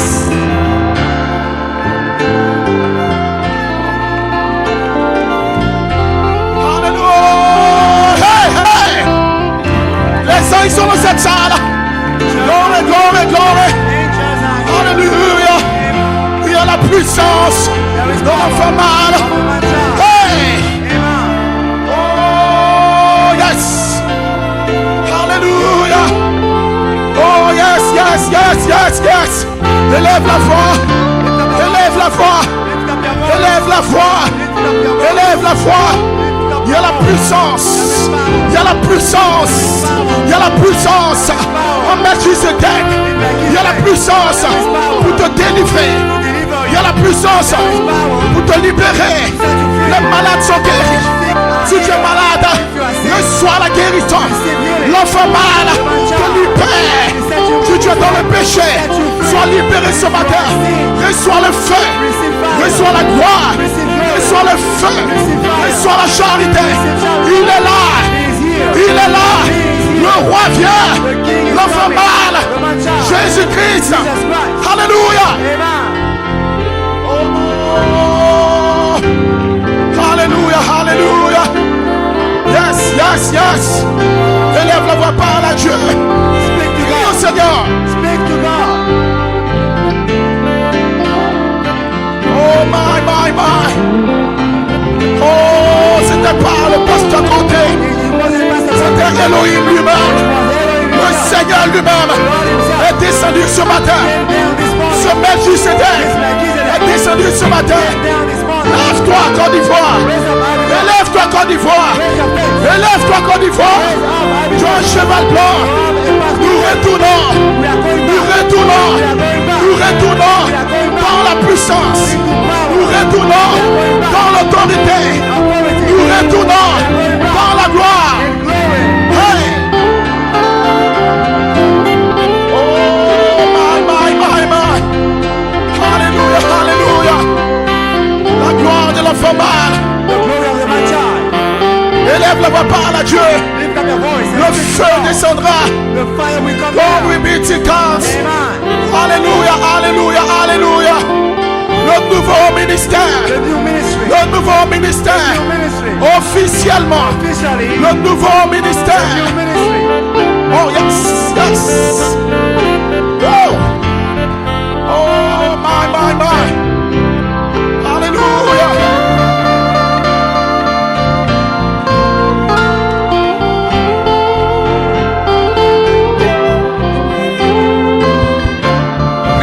Puis le Seigneur, parle à Dieu. Parle à Dieu, puis le Seigneur. Élève la voix, puis le Seigneur, parle à Dieu. Parle à Dieu, tu peux être guéri. Tu peux être délivré. C'est le nouveau ministère. Maintenant même, tu ne dois plus accepter la maladie que tu as. Tu ne dois plus accepter les démons qui te fatiguent. Oui, le Seigneur. Maintenant, tu es un cheval. N'accepte plus la maladie que tu as. Le cheval, c'est une puissance. Dieu te l'a donné ce matin. Puis le Seigneur refuse le démon qui te fatigue. Dis-lui ce matin, c'est ta fin. C'est ta fin. Le cancer, c'est ta fin. Le sida, c'est ta fin. Le diabète, c'est ta fin. C'est ta fin. C'est ta fin.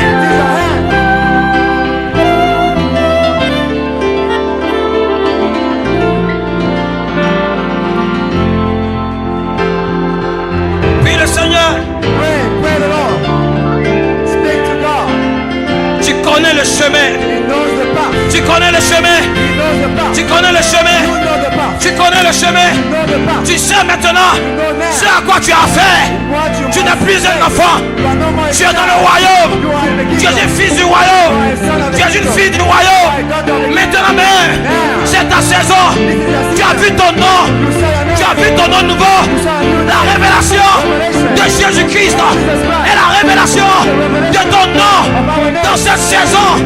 Puis le Seigneur, tu es délivré, tu es guéri, tu seras changé. C'est l'heure maintenant, c'est ta saison. Puis le Seigneur, ne t'étais pas, ne t'étais pas, ne t'étais pas, ne t'étais pas. Sois sérieux, sois sérieuse, sois sérieux, sois sérieuse. Puis le Seigneur, c'est l'heure, frère, c'est l'heure de ta délivrance. Refuse ta maladie, refuse. Ne sois pas désintéressé. Ouvre la bouche, puis le Seigneur. Tu peux être guéri. Ouvre la bouche, puis le Seigneur. Élève la voix. Ne sois pas paresseux. Ne sois pas paresseuse. Puis le Seigneur. Parle à Dieu. Déploie l'énergie. Déploie l'énergie. Déploie l'énergie. Déploie l'énergie.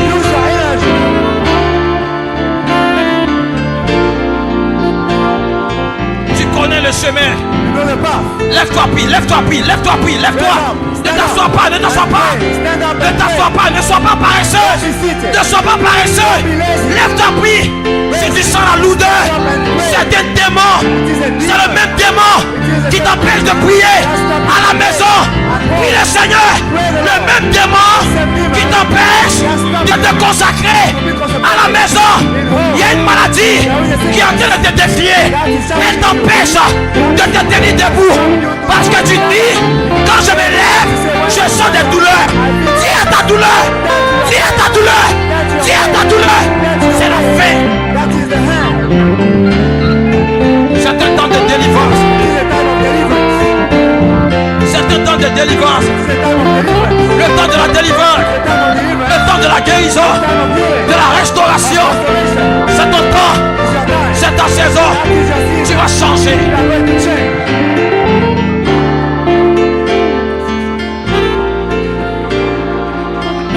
Tu es descendu du ciel. Vous connaissez le chemin maintenant. You know the path now. Vous êtes mature. You are mature. Lève la main vers le ciel. Lift up your hands. Tu connais le chemin. You know the path. Mighty name of Jesus.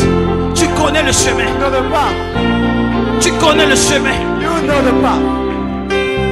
C'est un nouveau ministère. It is a new ministry. Tu sais ce à quoi tu as You affaire. know what you must Tu vas face. affronter l'onction You are going to challenge de la puissance plus élevée the anointing of the pour que tu higher sois guéri. power for you to Tu be connais le healed. chemin. You know the path.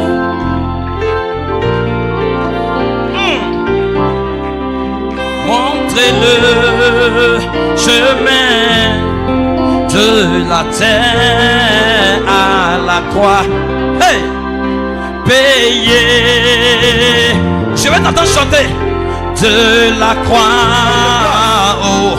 Si tu sais que tu es guéri, If you know that you are healed, il faut chanter ce cantique. you must sing this song. Seigneur, je lève ton nom. Oh, tu es. Chante-le! Chante-le! Chante-le! Chante-le! You must Chante-le! Chante-le! sing it.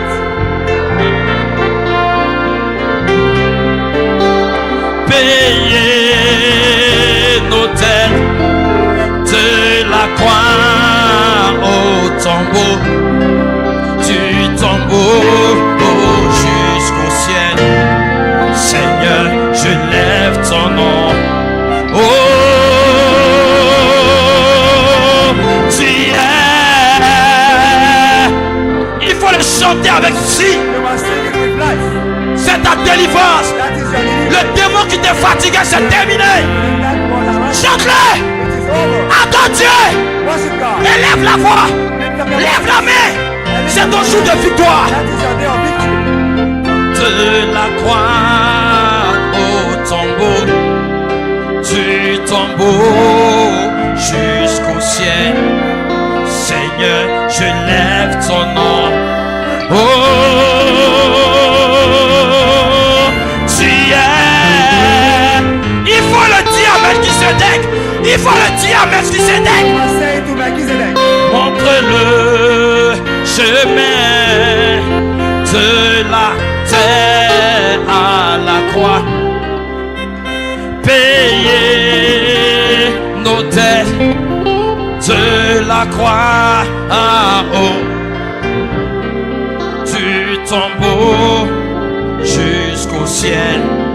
Seigneur, je lève ton nom très haut. Tu es Jesus, Jesus.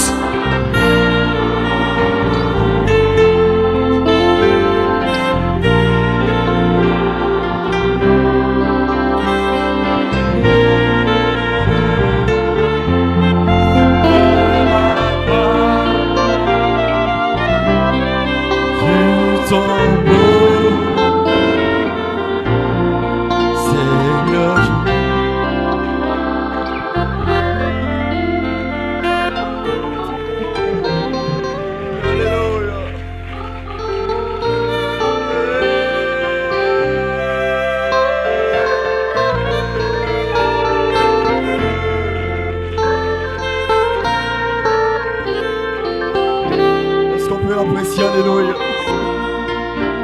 Est-ce qu'on peut l'apprécier ce matin? Alléluia.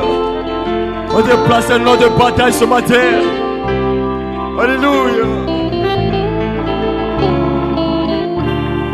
Seigneur, je lève ton nom. Est-ce qu'on peut l'apprécier? Alléluia. Can you appreciate him? Je veux saluer sa présence ce matin. I salute. Saluer sa présence ce matin. Alléluia. Can you greet his presence? Donne-lui un cri de joie ce matin. Give me a shout of Son nom de bataille ce matin. Son nom de masse ce matin. Alléluia. Alléluia. Son peuple a plus grande bataille jamais livré. Les démons sont finis. Demon are La over. maladie est finie. The battle Le is péché over. est fini. Alléluia. Sin is Et over. en plus son nom ce matin. We are free Pour this briser les morning. chaînes. Alléluia. To broken Est-ce que vous le chains. croyez ce matin? Do you believe it? There is power. Alléluia. In the name of Jesus. To break every chain. Alléluia.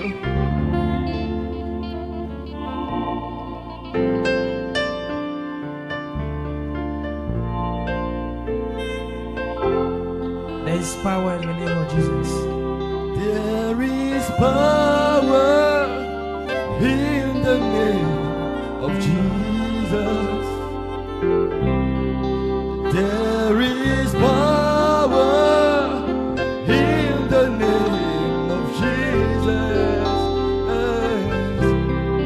There is power in the name of Jesus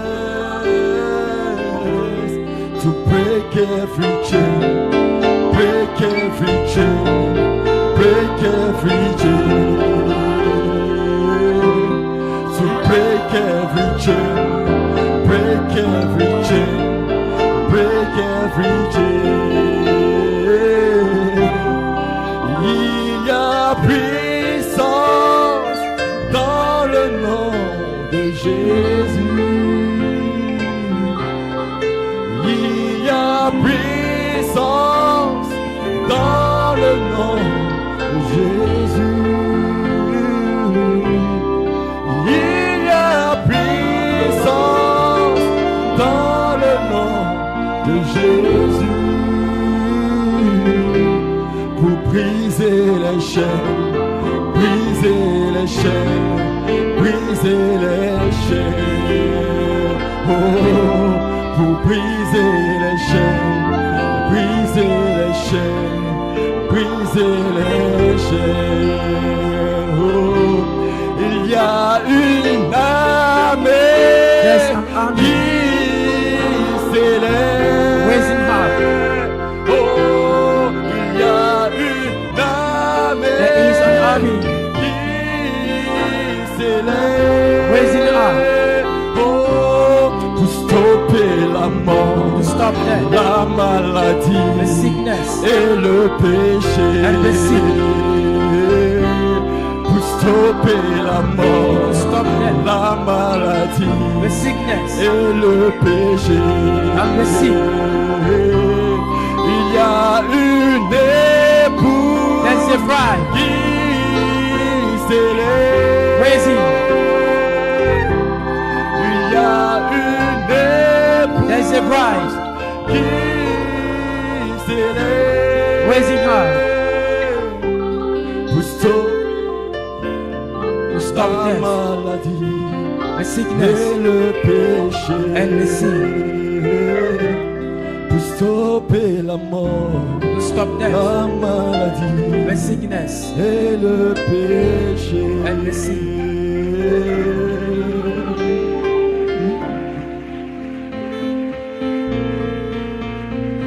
Est-ce qu'on peut l'apprécier ce matin? Can you Alléluia. appreciate him this morning? Oh, quelle grâce, quelle bénédiction. Someone have been Nous blessed avons un this nouveau morning. ministère. Mon frère, j'ai un nouveau ministère. Are you Moi, c'est un nouveau ministère. Alléluia. Hallelujah. Est-ce que vous le croyez? Alléluia. Do you believe it? On peut apprécier le Seigneur sur sa vie. Alléluia. Appreciate the Lord. Quelle grâce, quelle bénédiction. What a blessing. Quel amour. Alléluia. What a love. Ceci est la Côte d'Ivoire. Oh, Un peuple choisi.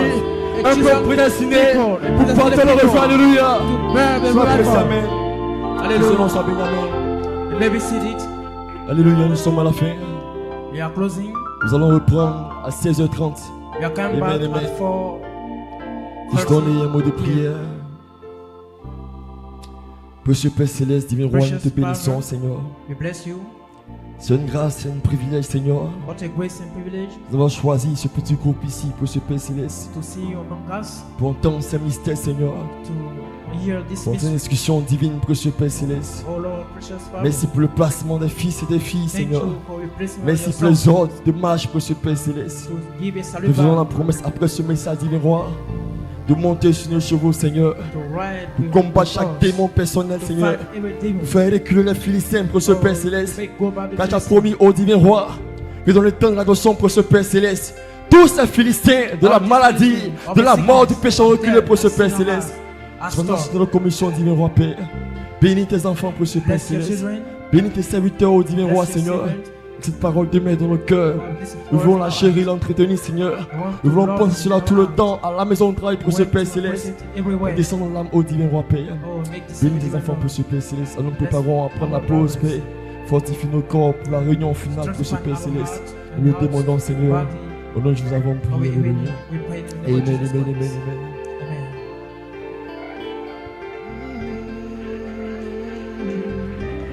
Oh, I hear the chains falling.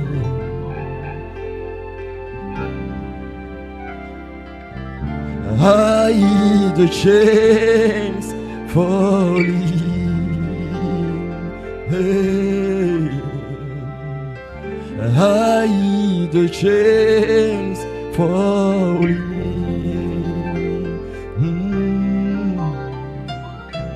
J'entends les chaînes tomber. J'entends les chaînes tomber.